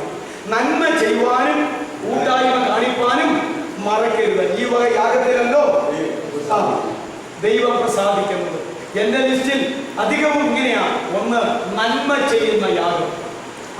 നന്മ ചെയ്യുന്ന യാഗം. നന്മ ചെയ്യുന്നവരില്ല, ഒരുത്തൻ പോലുമില്ല. അങ്ങനെയല്ല പറയുന്നത്. ദൈവത്തെ അന്വേഷിക്കുന്ന ബുദ്ധിമാനോട് ഒന്ന് കാണുവാൻ യഹോവ സ്വർഗ്ഗത്തിൽ നിന്ന് മനുഷ്യപുത്രന്മാരെ ഒക്കെയും നോക്കി. നീതിമാൻ ആരുമില്ല, ഒരുത്തൻ പോലുമില്ല, നന്മ ചെയ്യുന്നവനില്ല. ഇങ്ങനെയൊക്കെയല്ലേ പറയുന്നത്. നോക്കിക്കേ, പഴയ നിയമത്തിൽ ദൈവത്തിന്റെ വിലാപമാണ്. എന്നാൽ പുതിയ നിയമത്തിൽ പറയുകയാണ്. പുതിയ നിയമത്തിൽ പറയുമ്പോൾ നമ്മൾ 1-2 കാര്യം ഓർത്തിരിക്കണം. നിങ്ങൾക്ക് കാണാപ്പാടം അറിയാവുന്നതാ. മനുഷ്യന്റെ നീതി പ്രവൃത്തികളൊക്കെ ദൈവത്തിന്റെ സന്നിധിയിൽ കാണപ്പെടുന്നുണ്ട്. ഈ ലോകത്തിലെ ഏത് മനുഷ്യനായാലും അവന്റെ നീതി പ്രവൃത്തിയെല്ലാം പുണ്യപ്രവൃത്തിയെല്ലാം ദൈവത്തിന്റെ സന്നിധിയിൽ എങ്ങനെയിരിക്കും? കാണപ്പെടേണ്ട തുണി പോലെ. നല്ല വിശേഷമുണ്ടോ? ഉണ്ടോ? ഇല്ല. അപ്പോ അതുകൊണ്ട് പുണ്യപ്രവൃത്തി കൊണ്ടോ നീതി പ്രവൃത്തി കൊണ്ടോ നമുക്ക് രക്ഷ കിട്ടുമോ? ഇല്ല. പിന്നെ ന്യായപ്രമാണത്തെ സംബന്ധിച്ച് പറയുക, ന്യായപ്രമാണത്തിന്റെ പ്രവൃത്തികളാൽ ഒരു ജഡവും ദൈവസന്നിധിയിൽ നീതീകരിക്കപ്പെടുകയില്ല. മനുഷ്യന്റെ പുണ്യപ്രവൃത്തികൾ എന്ന പ്രവൃത്തികൾ കൊണ്ട് അത് കരപ്പെടേണ്ട തുണി പോലെയാണെങ്കിൽ വേണ്ട. പിന്നെ നമ്മൾ എങ്ങോട്ടാ പോകുന്നത്? ന്യായപ്രമാണത്തിന്റെ അതിൽ പറയുന്ന കാര്യങ്ങൾ ചെയ്യാനായിട്ട് പോവുകയാണ് ചെയ്യുന്നത്. ന്യായപ്രമാണത്തിന്റെ പ്രവർത്തനങ്ങൾ കൊണ്ട് ഒരു ജഡവും ദൈവത്തിന്റെ സന്നിധിയിൽ നീതീകരിക്കപ്പെടുകയില്ല. അങ്ങനെയാണെങ്കിൽ പിന്നെ എന്താ ചെയ്യുക? പിന്നെ എങ്ങനെ നന്മ ചെയ്യാനായിട്ട് കഴിയും? എഫേസ്യർ 2:10 ആ മർമ്മം ദൈവം വെളിപ്പെടുത്തിയിട്ടുണ്ട്. എഫേസ്യർ 2:10 ആ മർമ്മം ദൈവം വെളിപ്പെടുത്തിയിട്ടുണ്ട്. എഫേസ്യർ 2:10 വേഗം ഒന്ന് വായിച്ചാട്ടെ. നാം അവന്റെ കൈപ്പണിയായി സൽപ്രവൃത്തികൾക്കായിട്ട് ക്രിസ്തു യേശുവിൽ സൃഷ്ടിക്കപ്പെട്ടവരാകുന്നു. എന്തിനാണ് ദൈവം പുനരായി സൃഷ്ടിച്ചു വെച്ചിരിക്കുന്നത്? നമ്മളെ സൽപ്രവൃത്തികൾക്കായി. ക്രിസ്തു യേശുവിൽ നമ്മെ പുനരായി സൃഷ്ടിക്കപ്പെട്ടിരിക്കുന്നത് എന്തിനു വേണ്ടി കേട്ടാ? സൽപ്രവൃത്തികൾ. ആ സൽപ്രവൃത്തികളാണ് ഇവിടെ നന്മ ചെയ്യുന്ന യാഗം എന്ന് പറഞ്ഞിരിക്കുന്നത്. ഒരേ തമ്പുരാൻ നമ്മെ രണ്ടാമത് സൃഷ്ടിച്ചു വെച്ചിരിക്കുന്നത്, വീണ്ടും സൃഷ്ടിച്ചു വെച്ചിരിക്കുന്നത്, പുതിയ സൃഷ്ടിയാക്കി തീർത്തിരിക്കുന്നത് എന്തിനു വേണ്ടിയിട്ടാ? സൽപ്രവൃത്തികൾക്ക് വേണ്ടിയിട്ട്. ആ സൽപ്രവൃത്തിയുടെ കാര്യം അടുത്ത വാക്യം കൂടെ വായിച്ചേ. നാം അവ ചെയ്തു പോരേണ്ടതിന്. ഇതല്ലേ ഇവിടെ മനുഷ്യന്റെ ഭൂരിപക്ഷം കൂടുന്ന തീരുമാനിക്കുന്നതല്ല, അവരവർക്ക് തോന്നുന്നതല്ല. ഇത് ദൈവം ഓരോരുത്തർക്കും ഒരുക്കി വെച്ചിട്ടുണ്ട് ഈ സൽപ്രവൃത്തികൾ. നാം ജനിക്കുന്നതിന് മുമ്പേ തന്നെ നമുക്ക് നമ്മുടെ സൽപ്രവൃത്തി ഒരുക്കി വെച്ചിട്ടുണ്ട്. കാരണം ജനിക്കുന്നതിന് മുമ്പേ തന്നെ അവൻ നമ്മെ കണ്ടറിഞ്ഞിരുന്നു. പൗലോസ് പറയുക, ജനനം മുതൽ എന്നെ വേർതിരിച്ച എന്റെ ദൈവം. അതുകൊണ്ട് മാനസാന്തരപ്പെടുമ്പോഴാണ് നമുക്കത് ബോധ്യം വരുന്നത്. ദൈവത്തിന്റെ മുൻവിളിയും ദൈവത്തിന്റെ മുൻ നിയമനവും ദൈവത്തിന്റെ മുൻ നിർണയവും ദൈവത്തിന്റെ മുൻ തെരഞ്ഞെടുപ്പും എല്ലാം എഫേസ്യ ലേഖനത്തിൽ 1-ാം അധ്യായത്തിൽ പറഞ്ഞിട്ടുണ്ട്. അതുകൊണ്ട് നാം ജനിക്കുന്നതിന് മുമ്പ് തന്നെ നാം ചെയ്തു പോരേണ്ട സൽപ്രവൃത്തികൾ അല്ലേ ദൈവം ഒരുക്കി വെച്ചിരിക്കുകയാണ്. പുനരായി സൃഷ്ടിക്കപ്പെട്ട് കഴിയുമ്പോൾ ഇനി ഈ നന്മ ചെയ്യുന്ന യാഗമുണ്ടെന്ന് മനസ്സിലാക്കിക്കൊണ്ട് ഈ സൽപ്രവൃത്തി ചെയ്യണമെന്ന് മനസ്സിലാക്കിക്കൊണ്ട് ദൈവത്തോട് ചോദിച്ചിട്ട് ആ സൽപ്രവൃത്തി ഏതാണെന്ന് മനസ്സിലാക്കി അത് ചെയ്തെങ്കിൽ മാത്രമേ പ്രതിഫലം കിട്ടത്തുള്ളൂ. അതാണ് നന്മ ചെയ്യുന്ന യാഗം. ഈ ഒരു യാഗം ചെയ്യാൻ, നന്മ ചെയ്യാനായിട്ട് സ്ത്രീകൾക്ക് തടസ്സമുണ്ടോ? ഉണ്ടോ? ഇല്ല. പുരുഷന്മാർക്ക് തടസ്സമുണ്ടോ? ഇല്ല. അവരവർക്ക് ആയിരിക്കുന്ന പോലെയൊക്കെ ചെയ്യും. ഈ യാഗങ്ങൾ അങ്ങനെയാണ് കേട്ടോ. നന്മ ചെയ്യുന്ന യാഗം. അടുത്ത യാഗത്തിന്റെ പേരെന്താ? കൂട്ടായ്മ യാഗം അല്ലേ? അത് ഒരുമിച്ചും പറഞ്ഞിട്ട് പറയും, രണ്ടിച്ചും പറയും. കൂട്ടായ്മ യാഗം. എന്താ കൂട്ടായ്മ? കൂട്ടായ്മ എന്ന് പറഞ്ഞാൽ ഞാൻ ഇവിടെ പറഞ്ഞിട്ടുണ്ടോ ഇല്ലോ ഞാൻ ഓർക്കുന്നില്ല. കൂട്ടായ്മ എന്ന് പറഞ്ഞു കഴിഞ്ഞാൽ ആകെപ്പാടെ നമുക്കറിയാവുന്ന, ഇപ്പൊ നമ്മൾ എവിടെ പോകാൻ ചോദിച്ചാൽ എന്നാ പറയും? ബുധനാഴ്ച ഒരു കൂട്ടായ്മ ഉണ്ട്, അവിടെ പോവാറുള്ളത്. ബൈബിൾ ക്ലാസ് പറയാനേക്കാൾ നമുക്ക് എളുപ്പമുള്ള ഒരു പ്രയർ മീറ്റിങ്ങിന് പോയാൽ നമ്മൾ എന്നാ പറയുന്നത്? ഒരു കൃതയോഗത്തിന് പോയാൽ എന്തിനാ നമ്മൾ കൂട്ടായ്മയ്ക്ക് പോവാന്ന്. അപ്പൊ കൂട്ടായ്മ എന്ന് വെച്ചാൽ എന്താ? ആകെപ്പാടെ ദൈവമക്കളിൽ ഒരു കൂടി വരും. അത് ക്ലാസ് ആയാലും ധ്യാനമായാലും ഉപവാസമായാലും ഭവനയോഗമായാലും എന്നായാലും ഒരു കൂടി വരുന്നത് നമ്മൾ എന്താ പറയുന്നത്? കൂട്ടായ്മ. ഇങ്ങനെയൊരു കൂട്ടായ്മയെ അറിയത്തുള്ളൂ. എന്നാൽ പുതിയ നിയമത്തിൽ പറയുന്ന കൂട്ടായ്മ വേറെയാണ്. ഞങ്ങൾ കണ്ടതും ഞങ്ങൾ കേട്ടതും ഞങ്ങൾ തൊട്ടതും ഞങ്ങൾ സ്പർശിച്ചതും ഞങ്ങൾ അനുഭവിച്ചതുമായ കാര്യങ്ങൾ ഞങ്ങൾ നിങ്ങളോട് അറിയിച്ചതും നിങ്ങൾക്ക് ഞങ്ങളോട് കൂട്ടായ്മ ഉണ്ടാകാൻ വേണ്ടിയിട്ട ഞങ്ങളുടെ കൂട്ടായ്മയോ പിതാവിനോടും അവന്റെ പുത്രനായ യേശുക്രിസ്തുവിനോടും അത്രേ. കൂട്ടായ്മയുടെ അടിസ്ഥാനം പിതൃപുത്ര പരിശുദ്ധാത്മ ദൈവത്തോട് ബന്ധപ്പെട്ട ഒരു ദൈവിക ജീവിതമാണ് കേട്ടോ കൂട്ടായ്മ. അല്ലാതെ ഒരു പ്രോഗ്രാമിന് പോകുന്നതല്ല കൂട്ടായ്മ. പിതൃപുത്ര പരിശുദ്ധാത്മ ദൈവത്തോട് ബന്ധപ്പെട്ട് ജീവിക്കുന്ന ഒരു അനുഭവത്തിനാണ് എന്ന് പറയുന്നത് കൂട്ടായ്മ എന്ന് പറയുന്നത്. പിന്നെ വേറെ കൂട്ടായ്മയുണ്ട്. സുവിശേഷ ഘോഷണത്തിൽ കൂട്ടായ്മ കാണിക്കുക, നന്മ ചെയ്യുന്നതിൽ കൂട്ടായ്മ കാണിക്കുക, വരവ് ചെലവ് കാര്യത്തിൽ കൂട്ടായ്മ കാണിക്കുക. ഇങ്ങനെ ഒരുപിടി കൂട്ടായ്മകളെ സംബന്ധിച്ച് പിന്നെ വേദപുസ്തകത്തിൽ രേഖപ്പെടുത്തിയിട്ടുണ്ട്. ഇതെല്ലാം കൂടെ കൂട്ടിക്കെട്ടിയാ പറഞ്ഞിരിക്കുന്നത്. അപ്പോസ്തലപ്രവൃത്തി 2:37 മുതൽ 42 വരെയുള്ള വേദഭാഗത്ത് ദൈവസഭയിൽ അടിസ്ഥാന ഉപദേശങ്ങൾ ഏതെന്ന് പഠിപ്പിക്കുന്നതിന്റെ കൂട്ടത്തിൽ അവർ അപ്പോസ്തലന്മാരുടെ ഉപദേശം കേട്ടും കൂട്ടായ്മ ആചരിച്ചു. കൂട്ടായ്മ ആചരിക്കുക എന്ന് പറഞ്ഞാൽ പുതിയ നിയമത്തിൽ വെളിപ്പെടുത്തപ്പെട്ടിട്ടുള്ള കൂട്ടായ്മ യാഗങ്ങളെല്ലാം ആചരിച്ച് ചെയ്യുക എന്നുള്ളതാണ്. അതാണ് കൂട്ടായ്മ ഒരു യാഗമാണെന്ന് പറയാനായിട്ട്. സുവിശേഷ ഘോഷണത്തിലെ കൂട്ടായ്മ സ്ത്രീകൾക്ക് പുരുഷന്മാർക്ക് ചെയ്തുകൂടെ? വരവ് ചെല്ലുന്ന കാര്യത്തിൽ കൂട്ടായ്മ ചെയ്തുകൂടെ? പിതൃപുത്ര പരിശുദ്ധാത്മ ദൈവത്തോടുള്ള ദൈവിക ജീവിതം ചെയ്തുകൂടെ? ഇതൊക്കെ നമുക്ക് ചെയ്യാമല്ലോ. അതുകൊണ്ട് കൂട്ടായ്മ ഒരു യാഗമാണ്. അപ്പൊ എത്ര യാഗമായി? അതരബലമെന്ന സ്തോത്രയാഗം, നന്മ ചെയ്യുന്ന യാഗം, സൽപ്രവൃത്തികൾ ചെയ്യുന്ന യാഗം, എഫേസ്യ 2:10 പോലെ. അതുപോലെ കൂട്ടായ്മകൾ നടത്തുന്ന യാഗം. ഫിലിപ്പിയ ലേഖനം നിങ്ങൾ വീട്ടിൽ ചെന്ന് വായിച്ചാൽ കുറെ കൂട്ടായ്മയുടെ പേര് അതിനകത്ത് തന്നെ പറഞ്ഞിട്ടുണ്ട്. കുറെ കൂട്ടായ്മയുടെ പേര് അതിനകത്ത് തന്നെ പറഞ്ഞിട്ടുണ്ട് കേട്ടോ. അപ്പോ ഇതാണ് കൂട്ടായ്മ യാഗം. അടുത്തത് ഫിലിപ്പിയ 2:17 ഒന്ന് വായിച്ചാട്ടെ. ഫിലിപ്പിയ 2:17. എന്നാൽ നിങ്ങളുടെ വിശ്വാസം എന്ന യാഗം അർപ്പിക്കുന്ന ശുശ്രൂഷയിൽ എന്റെ രക്തം ഒഴിക്കേണ്ടി വന്നാലും ഞാൻ സന്തോഷിക്കും, നിങ്ങളോടെല്ലാവരോടും കൂടെ സന്തോഷിക്കും. മതി. വിശ്വാസം എന്ന യാഗം ദിനംതോറും ദൈവമക്കൾ അർപ്പിച്ചുകൊണ്ടിരിക്കും. എന്താണ് വിശ്വാസം എന്ന യാഗം? ഫിലിപ്പിയ 2:17. വിശ്വാസം എന്ന യാഗം. ഫിലിപ്പിയ സഭയിലെ ആളുകളോട് പൗലോസ് അപ്പോസ്തലൻ പറയുക, നിങ്ങളുടെ വിശ്വാസം എന്ന യാഗം അർപ്പിക്കുന്ന നിങ്ങളുടെ യാഗാർപ്പണത്തിൽ ശുശ്രൂഷയിൽ എനിക്ക് മനസ്സുണ്ട് നിങ്ങളെ ഒഴിച്ചു തരാനായിട്ട്. എന്റെ രക്തം കൂടെ അതിലേക്ക് ഒഴിച്ചു തരാനായിട്ട് എനിക്ക് സന്തോഷമുണ്ട് എന്ന് പറഞ്ഞാൽ ഫിലിപ്പിയ സഭയിലുള്ള എല്ലാ ദൈവമക്കളും അവരുടെ ആത്മവിശ്വാസം അവസാനത്തോളം മുറുകെ പിടിച്ച് വിശ്വാസത്തിന് വേണ്ടിയിട്ടുള്ള പോരാട്ടം നടത്തി വിശ്വാസത്തിൽ ഉറച്ചിരിക്കേണ്ടതിലേക്ക് അപ്പോസ്തലനായ പൗലോസ് അവർക്ക് വേണ്ടി രക്തം നീന്തി മരിക്കാൻ വരെ തയ്യാറാകുന്നു എന്നാ പറയുന്നത്. അതുകൊണ്ട് വിശ്വാസത്തിൽ അനുദിനം വളർന്ന് ഉറച്ചു വരിക എന്നുള്ളതിന് വിശ്വാസ യാഗം നടത്തി ദൈവത്തെ പ്രസാദിപ്പിക്കുക എന്ന് തന്നെയാണ് ഇവിടെ പറയുന്നത്. ഓരോ ദിവസവും വിശ്വാസത്തിൽ ഉറച്ചും വിശ്വാസത്തിന് വേണ്ടി പോരാടിക്കൊണ്ടും അതെ നാം വിശ്വാസത്തെ വർദ്ധിപ്പിച്ചുകൊണ്ട് പോകുന്ന ഒരു യാഗമാണ്. വിശ്വാസം ഒരു യാഗമാണ്. അതുകൊണ്ട് പൗലോസ് അപ്പോസ്തലൻ പറയുക, നിങ്ങളുടെ വിശ്വാസം എന്ന യാഗം അർപ്പിക്ക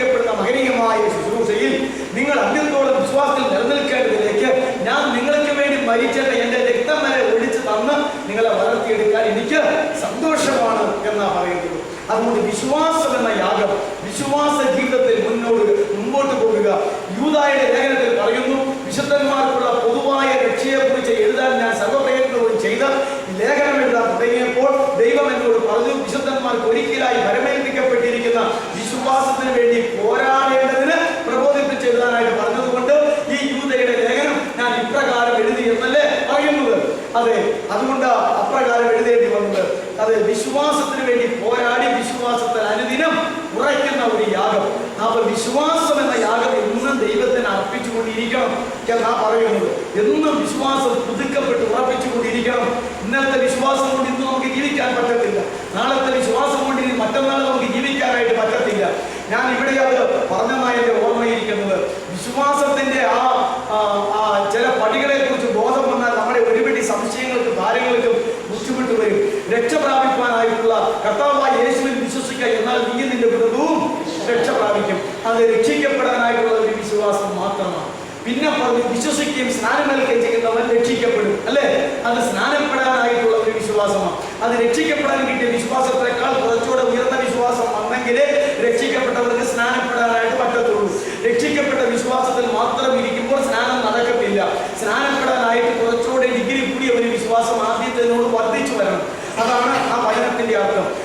പിന്നീട് ആ മർക്കോസിന്റെ സുവിശേഷം അവിടെ തന്നെ പറഞ്ഞിട്ടുണ്ട്, വിശ്വസിക്കുന്നവരാൽ ഈ അടയാളങ്ങൾ നടക്കും. ദൈവത്തിന്റെ പരിശുദ്ധാത്മാവിനെ പ്രാപിച്ച കൃപാവരങ്ങൾ ജ്വലിപ്പിക്കുന്ന ഒരു കൃപാവര ശുശ്രൂഷ ചെയ്ത് ഈ ലോകത്തിൽ ജീവിക്കണമെങ്കിൽ രക്ഷിക്കപ്പെട്ട വിശ്വാസം മാത്രം പോരാ, അതിനോടുകൂടെ സ്നാനപ്പെട്ട വിശ്വാസവും കൂടെ വന്നിട്ട് അതിനോടുകൂടെ പരിശുദ്ധാത്മാവിനെ പ്രാപിച്ച കൃപാവരങ്ങളാൽ അറിയപ്പെടുന്ന മറ്റൊരു വിശ്വാസമുള്ളവർക്ക് അത് നടക്കത്തുള്ളൂ. ബോംബെ ഇവിടെ വന്ന് നടത്തുന്ന കൃപാവര ശുശ്രൂഷകൾ നമുക്കൊരോരുത്തരും ചെയ്യാൻ സാധിക്കുമോ?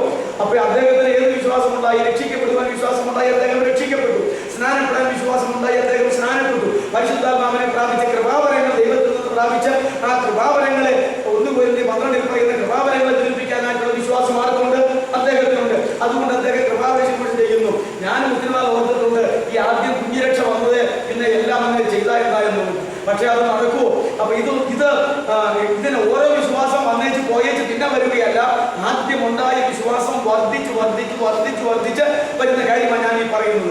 അപ്പൊ ഞാനിപ്പോ എത്ര വിശ്വാസം പറഞ്ഞു? രക്ഷിക്കപ്പെടാനുള്ള വിശ്വാസം, പിന്നെ വർദ്ധിച്ചു വരേണ്ടത് സ്നാനപ്പെടാനുള്ള വിശ്വാസം, പിന്നെ പരിശുദ്ധാത്മ നിറവിൽ ജീവിതം നയിച്ചിട്ട് കൃപാവര ശുശ്രൂഷകൾ ചെയ്യാനായിട്ടുള്ള വിശ്വാസം വേണം.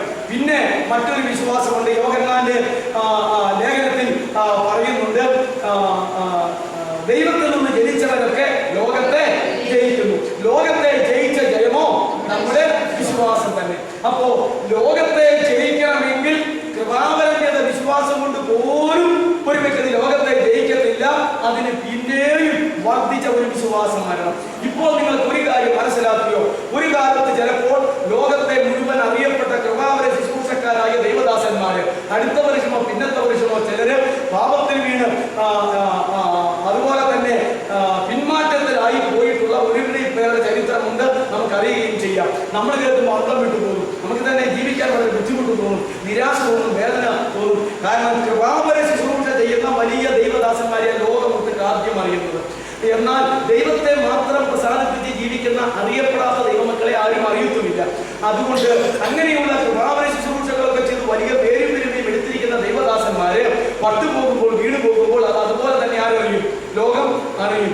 അപ്പൊ നമുക്ക് സഹിക്കാൻ വരാത്ത കാര്യമാണ്. അതുകൊണ്ട് ഞാൻ പറഞ്ഞു വന്നത്, ഇത് കൃപാവരം ചെയ്ത് ജീവിക്കാനായിട്ടുള്ള ഒരു വിശ്വാസത്തിന്റെ അളവുകൊണ്ട് ഈ ലോകത്തെ ജയിച്ചവരാ. അപ്പൊ കൃപാവര ശുശ്രൂഷ ചെയ്ത ദൈവദാസന്മാർ ലോകത്തെ ജയിക്കും കൂടി ചെയ്താൽ അവർ ഈ ലിസ്റ്റിലേക്ക് വരിക തന്നെ ചെയ്യും. ഇതിനെല്ലാം വിശ്വാസത്തിന്റെ അളവ് വർദ്ധിച്ചുകൊണ്ടിരിക്കണം, എങ്കിൽ മാത്രമേ അത് നടക്കത്തുള്ളൂ. നമ്മളെല്ലാവരും ആഗ്രഹിക്കുന്ന ആദ്യത്തെ കുഞ്ഞു വിശ്വാസം ഈ പരിപാടി എല്ലാം നടക്കണമെന്നാണ്. ഒരു ക്രിയയും നടക്കില്ല. ആദ്യത്തെ കുഞ്ഞു വിശ്വാസം രക്ഷിക്കപ്പെടാനായിട്ടുള്ള ഒരു വിശ്വാസമാണ്. അത് വർദ്ധിച്ചു വരുമ്പോഴേ സ്നാനം നടക്കത്തുള്ളൂ. പിന്നെ വർദ്ധിച്ചെങ്കിലേ കൃപാവര ശുശ്രൂഷകൾ നടക്കത്തുള്ളൂ. പിന്നെ വർദ്ധിച്ചെങ്കിലേ ലോകത്തെ ജയിക്കത്തുള്ളൂ. എന്താ നിങ്ങൾ ഒന്ന് യോഹന്നാൻ 2:15-16 നിങ്ങൾ ലോകത്തെയും ലോകത്തിൽ ഉള്ളതിനെയും സ്നേഹിക്കരുത്. ജഡമോഹം, കൺമോഹം, ജീവനത്തിന്റെ പ്രതാപം എന്നിവ ലോകത്തിൽ നിന്ന് തന്നെയാ, അത് ദൈവത്തിൽ നിന്ന് അല്ല. ലോകവും അതിന്റെ മോഹവും ഒഴിഞ്ഞു പോകും, ദൈവയുക്തം ചെയ്യുന്നവനോ എന്നേക്കും ഇരിക്കും. ഈ പശ്ചാത്തലത്തിലാണ് കർത്താവ് പറഞ്ഞത്. എന്റെ അഭിപ്രായമല്ല.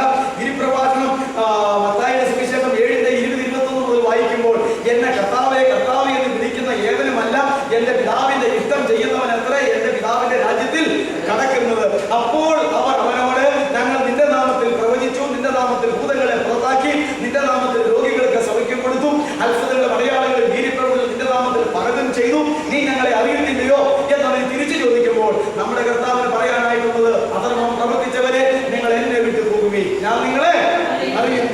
അപ്പോ എന്റെ കർത്താവേ കർത്താവേ എന്ന് വിളിക്കുന്ന ഇവരല്ല എന്റെ പിതാവിന്റെ രാജ്യത്തിൽ കിടക്കുന്നത്. എന്റെ പിതാവിന്റെ ഇഷ്ടം ചെയ്ത് എന്റെ പിതാവിനെ പ്രസാദിപ്പിക്കുന്നവരാണ് എവിടെ കിടക്കുന്നത്? ദൈവരാജ്യത്തിൽ കിടക്കുന്നത്. അതുകൊണ്ടാണ് കർത്താവ് ഇങ്ങനെ പറയേണ്ടതായിട്ട് വന്നത്. അതുകൊണ്ട് ലോകത്തെ ജയിക്കുന്ന ജയമെന്ന് ജഡമോഹത്തിന്റെ മേൽ, കൺമോഹത്തിന്റെ മേൽ, ജീവനത്തിന്റെ പ്രതാപത്തിന്റെ മേൽ ജയമെടുത്ത് യേശുവിനെ പോലെ ജയാളിയായി ജീവിക്കണമെങ്കിൽ വിശ്വാസത്തിന്റെ വർദ്ധിച്ച അനുഭവം നമുക്ക് ഉണ്ടാകേണ്ടിയിരിക്കുന്നു. അവസാനത്തെ അനുഭവം എന്താണെന്നറിയാവോ? മനുഷ്യപുത്രൻ വരുമ്പോൾ ലൂക്കോസ് 18 ആദ്യ ഖണ്ഡികയുടെ അവസാനം പറഞ്ഞിട്ടുണ്ട്, മനുഷ്യപുത്രൻ ഭൂമിയിൽ വരുമ്പോൾ അവർ ഈ ഭൂമിയിൽ വിശ്വാസം കണ്ടെത്തപ്പെടുമോ എന്ന്.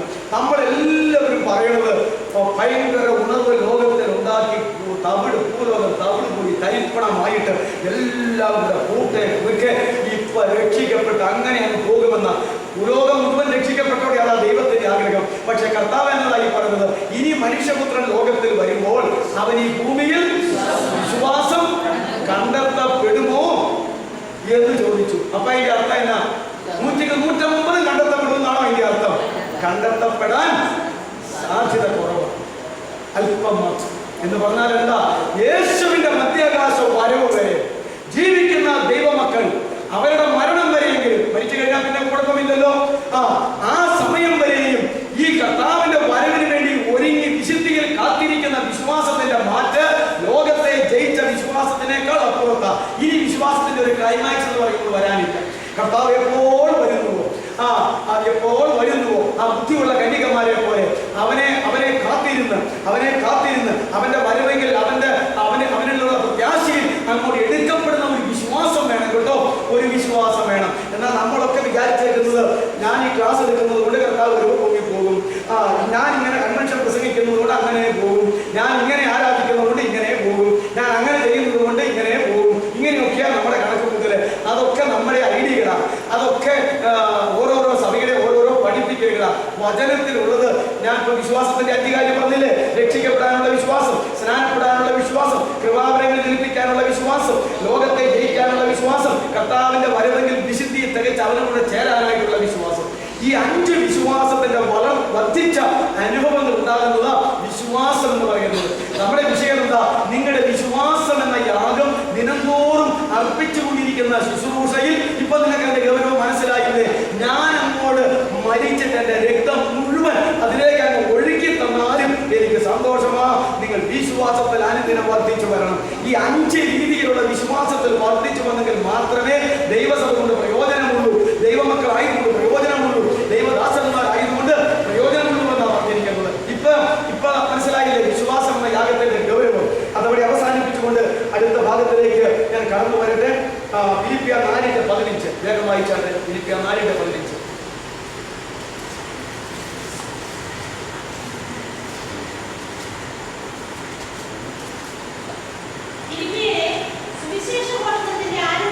ഫിലിപ്പിയരെ സുവിശേഷ ഘോഷണത്തിന്റെ ആരംഭം മുതൽ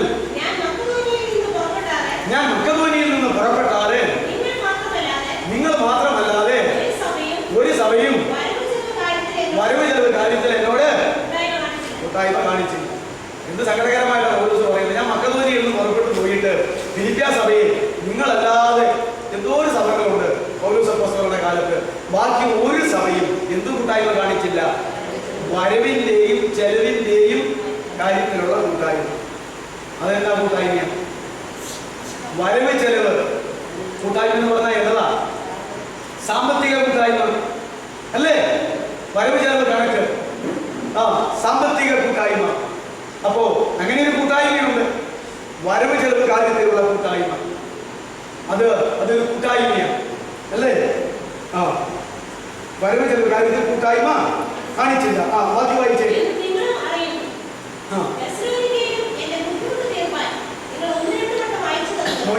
തെസ്സലോനിക്കയിലായിരിക്കുമ്പോൾ എന്റെ ബുദ്ധിമുട്ട് തീർക്കാൻ 1-2 പ്രാവശ്യം നിങ്ങൾ എനിക്ക് പണം അയച്ചു തന്നു.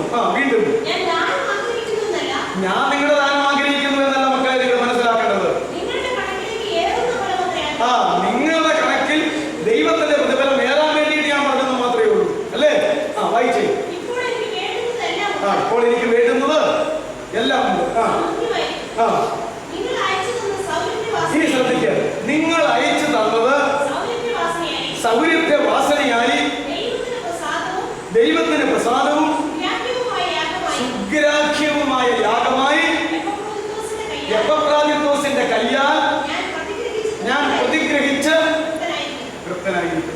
അപ്പൊ ഈ സാമ്പത്തിക കൂട്ടായ്മ ഒരു യാഗമാണെന്നും ആ യാഗത്തിന്റെ പേര് സുഗ്രാഹ്യ യാഗമാകുന്നു എന്നും അപ്പോസ്തലനായ പൗലോസ് ഇവിടെ പറഞ്ഞു പഠിപ്പിച്ചിട്ടുണ്ട്. സാമ്പത്തിക കാര്യങ്ങളുടെ കൂട്ടായ്മ കാണിക്കുന്ന ഒരു യാഗമാണെന്നും ആ യാഗത്തിന്റെ പേര് സുഗ്രാഹ്യ യാഗമാകുന്നു എന്നും പൗലോസ് ഇവിടെ പറഞ്ഞിട്ടുണ്ട്. അപ്പൊ സുഗ്രാഹ്യ യാഗം എന്ന് പറഞ്ഞാൽ എന്താണെന്ന് മനസ്സിലായില്ലേ? ഇതാ സ്ത്രീകൾക്കും ആണുങ്ങൾക്കും പെണ്ണുങ്ങൾക്കും ഒരുപാട് ചെയ്യാവുന്ന യാഗമല്ലേ? യാഗമാണ്. ഇതൊക്കെ ദിനംതോറും ചെയ്യേണ്ട യാഗമാണ് കേട്ടോ. അപ്പോ അടുത്ത ഒരു യാഗം റോമർ 12:1 റോമർ 12:1 അതെല്ലാവർക്കും അറിയാം. ആകയാൽ സഹോദരന്മാരെ, ദൈവത്തിന്റെ മനസ്സിനെ ഓർപ്പിച്ച് നിങ്ങളെ പ്രബോധിപ്പിക്കുന്നത് ബുദ്ധിയുള്ള ആരാധനയായി നിങ്ങളുടെ ശരീരങ്ങളെ ജീവനും വിശുദ്ധിയും പ്രസാദമുള്ള യാഗമായി സമർപ്പിക്കുകയും. ഇത് എവിടെ മതി? പിന്നെ മനസ്സുകൊണ്ട് രൂപാന്തരപ്പെടുന്ന കാര്യമാണ് പറഞ്ഞിരിക്കുന്നത്. ശരീരയാഗമെന്ന് ദൈവമക്കളാണോ ശരീരങ്ങളെ യാഗമായി ദൈവത്തിന് സമർപ്പിക്കണം. അതിന്റെ പേരാ ശരീരയാഗം. ഹൃദയത്തെ സമർപ്പിക്കണമെന്നാണോ ഇവിടെ പറഞ്ഞിരിക്കുന്നത്? ദേഹിയെ സമർപ്പിക്കണമെന്നാണോ പറഞ്ഞിരിക്കുന്നത്? അല്ല, ശരീരത്തെ സമർപ്പിക്കണം എന്ന് പറഞ്ഞാൽ എന്താ അങ്ങനെ പറയാൻ കാരണം? ആത്മാവ് കൃപയാൽ രക്ഷിക്കപ്പെട്ടു. ദേഹി എന്ന് പറയുന്നത് ഇപ്പോൾ രക്ഷിക്കപ്പെട്ടിട്ട് ജീവിക്കാൻ അവസരമുണ്ടായാൽ ദേഹി, ബുദ്ധി, വികാരം, ഇച്ഛ ഇത് മെല്ലെ രക്ഷിക്കപ്പെട്ടുകൊണ്ടിരിക്കണം. അതങ്ങനെ രക്ഷിക്കപ്പെടാൻ ചിലർക്ക് സാധിക്കും.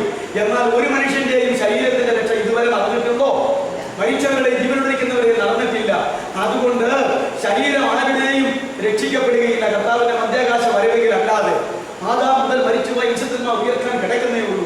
പെന്തക്കോസ്ത് മുതൽ മരിച്ചുപോയ ദൈവസഭക്കാർ ഉയർക്കാൻ കിടക്കുന്നേ ഉള്ളൂ. അതുകൊണ്ട് ശരീരത്തിന്റെ രക്ഷ ഇതുവരെ നടന്നിട്ടില്ല. അതുകൊണ്ട് ഈ ശരീരത്തെ എന്ത് ചെയ്തുകൊണ്ടിരിക്കണം? ദിനംതോറും യാഗമായി സമർപ്പിച്ചുകൊണ്ടിരിക്കണം. ആ ആത്മാവ് രക്ഷിക്കപ്പെട്ടു, ദേഹി രക്ഷിക്കപ്പെട്ടുകൊണ്ടിരിക്കുന്നു.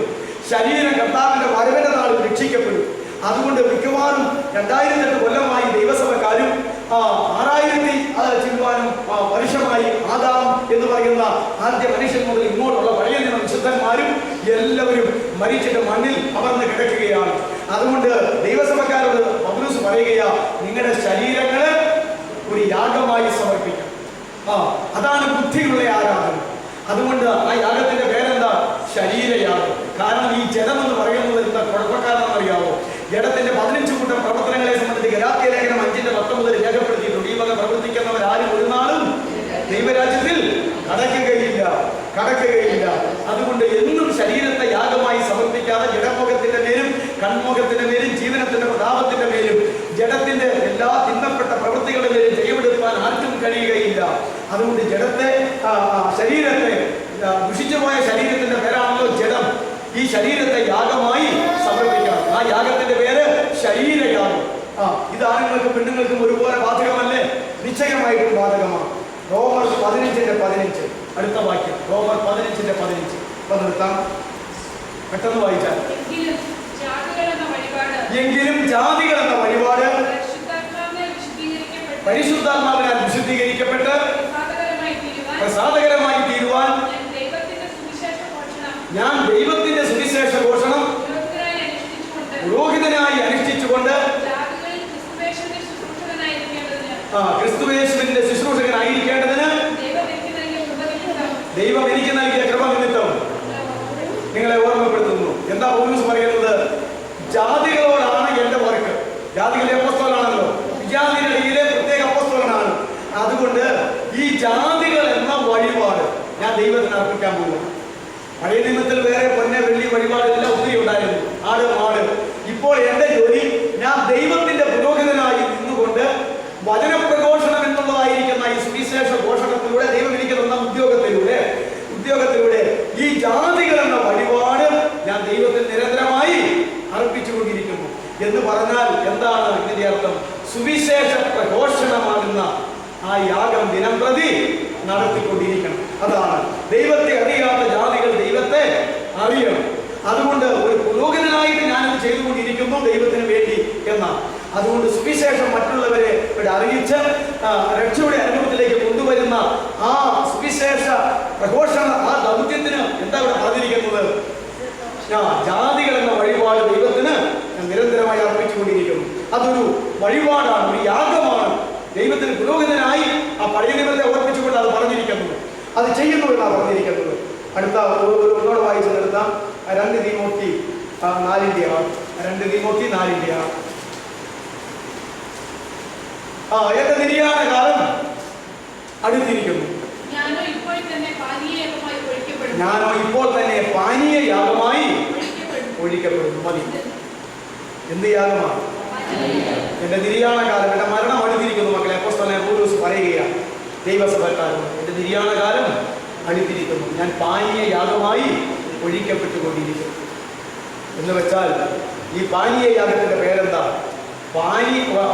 പാനീയ യാഗമായി ഒഴിക്കപ്പെട്ടുകൊണ്ടിരിക്കുന്നു.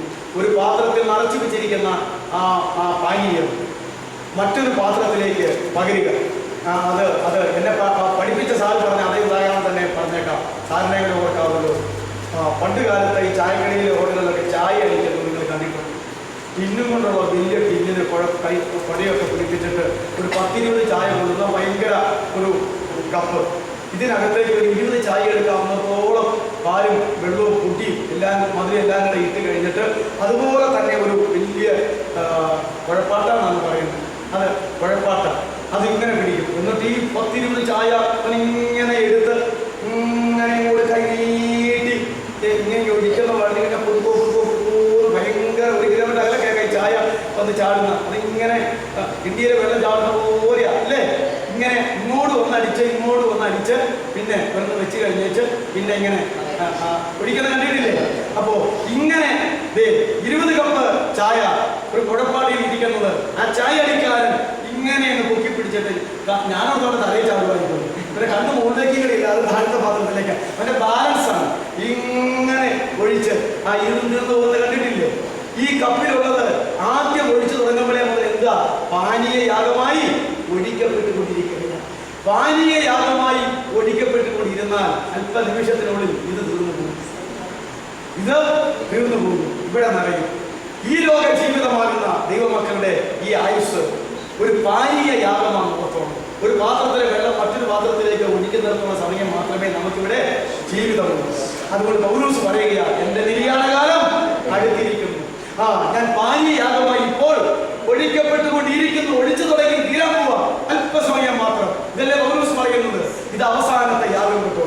ഈ 7 യാഗങ്ങൾ നടത്തി ഈ പാനീയ യാഗമായി നമ്മുടെ ആയുസ്സിനെ കർത്താവിന്റെ പക്കലേക്ക് ഏൽപ്പിച്ചു കൊടുത്ത് ഈ ലോകത്തിലെ പൗരോഹിത്യ ശുശ്രൂഷ ചെയ്ത് പട്ടം കെട്ടിയിരിക്കുന്ന ആ പുരോഗത ശുശ്രൂഷ ചെയ്തു തീർക്കുവാൻ, ഈ ആരാധന അണച്ചു തീർക്കുവാൻ ദൈവം നമ്മെ കുറിച്ച് ആഗ്രഹിക്കുന്നു. പൗലോസ് ഒരിക്കൽ പറഞ്ഞു, ഞാൻ പ്രാപിച്ചിട്ടില്ല, ഞാൻ മുഴുവൻ അറിഞ്ഞിട്ടില്ല, ഞാൻ അതൊക്കെ വെച്ച് ചെയ്യാനായിട്ട് പോകുകയാ. എന്നാൽ അവസാനം പറഞ്ഞു, ഞാൻ നല്ലപ്പോൾ ഒരു ഓട്ടം തികച്ചു വിശ്വാസം കാത്തു. ഈ നീതിഗിരിയുടെ എനിക്കായി വെച്ചിരിക്കുന്നു. അത് നീതിയുള്ള ന്യായാധിപൻ ആ ദിവസത്തിൽ എനിക്ക് നൽകും. അതെനിക്ക് മാത്രമല്ല, അവന്റെ പ്രത്യക്ഷത്തിൽ പ്രിയം വെച്ച എല്ലാവർക്കും കൂടെ. അതുകൊണ്ട് പാനീയ യാഗമായി അവസാനത്തെ 8ാമത്തെ യാഗം അപ്പോസ്തലനായ പൗലോസിനെ പോലെ അർപ്പിച്ച് അവരവർക്കായി ഒരുക്കപ്പെട്ടിരിക്കുന്ന കിരീടം പ്രാപിപ്പാൻ എത്രയും വേഗം നമുക്ക് കടന്നു പോകാം. ഇങ്ങനെ 8 യാഗങ്ങൾ നടത്തുവാൻ ആത്മീയ പുരോഹിത വർഗമായി ഈ പുതിയ നിയമസഭയിലെ സകല വിശ്വാസികളെയും ദൈവനാക്കിയിരിക്കുന്നുവെങ്കിൽ എല്ലാ മണിക്കൂറുകളിലും, എല്ലാ ദിവസങ്ങളിലും, എല്ലാ ആഴ്ചകളിലും, മാസങ്ങളിലും, വർഷങ്ങളിലും ആയുസ്സിലെ ക്രിസ്തീയ ജീവിതത്തിന്റെ ആരംഭം മുതൽ അവസാനം വരെയും നിരന്തരമായി ആരാധിച്ചുകൊണ്ടിരിക്കുന്ന, അർപ്പിച്ചുകൊണ്ടിരിക്കുന്ന യാഗങ്ങളാണ്. ഇതാ മക്കളെ ആരാധന എന്ന് പറയുന്നത്. ഇതാണ് ആരാധന ജീവിതം എന്ന് പറയുന്നത്.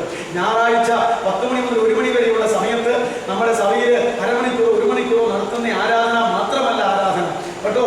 ആ സന്ധിപ്പുകളും അതൊക്കെ അതിരവരന്റെ സ്തോത്രയാഗമൊക്കെ ശരിയാണ്. ഇങ്ങനെ 8 യാഗങ്ങൾ നിരന്തരമായി നടത്തിക്കൊണ്ടിരിക്കുന്ന ഒരു വ്യക്തിക്കായി എന്നുള്ളത് ആരാധന ജീവിതം. ഇങ്ങനെയുള്ള ആരാധന ജീവിതം നയിച്ച് പുരോഹിതന്മാരായി ദൈവത്തെ പ്രസാദിപ്പിക്കുവാൻ ദൈവം അനുവദിച്ചിരിക്കുന്നു. നമുക്ക് തലകളെ വണക്കാം, കണ്ണുകളെ അടയ്ക്കാം. അന്ധകാലത്ത് നൽകുന്ന പ്രകാശത്തിലേക്ക് തിരഞ്ഞെടുത്തവരുടെ സൽഗുണങ്ങളെ ഘോഷിക്കാൻ തിരഞ്ഞെടുക്കപ്പെട്ട ജാതിയും രാജകീയ പുരോഹിതവർക്കും വിശദവും സ്വന്തം ജനവുമാക്കി നിങ്ങളെ രാജ്യവും പുരോഹിതന്മാരും ആക്കി വെച്ചിരിക്കുന്നു. രാജാക്കന്മാരും പുരോഹിതന്മാരും ആക്കി വെച്ചിരിക്കുന്നു. ക്രിസ്തു നമ്മുടെ കല്ലിന്മേൽ അപ്പോസ്തലന്മാരും പ്രവാചകന്മാരുമാകുന്ന അടിസ്ഥാന കല്ലിൽ വെച്ചിട്ട് അതിന് മുകളിൽ പണിയുന്ന ജീവനുള്ള കല്ലുകളാണ് നിങ്ങൾ ആത്മീയ ഗൃഹമാണ്. ആത്മീയ യാഗം കഴിപ്പാൻ ആത്മീയ പുരോഹിതന്മാരുമാണ്. ഇതാ പുതിയ ദൈവത്തിൽ പറയുന്ന 8 യാഗങ്ങൾ കഴിച്ച് യഥാർത്ഥ ദൈവമക്കൾ ദൈവദാസന്മാരുമായി തീരുവാൻ ദൈവം പരിശുദ്ധാത്മാവിലൂടെ നമ്മെ ആഹ്വാനം ചെയ്തു. ഇതത്രേ നമ്മുടെ ഭാഗ്യപരം, നമ്മുടെ പൗരോഹിത്യ ജോലി. ഇതാണ് പുതിയ നിയമത്തിലെ പുരോഹിതന്മാരുടെ ജോലി. ഇതാണ് സാക്ഷാൽ ക്രിസ്തീയ ജീവിതം, ആരാധനാ ജീവിതം.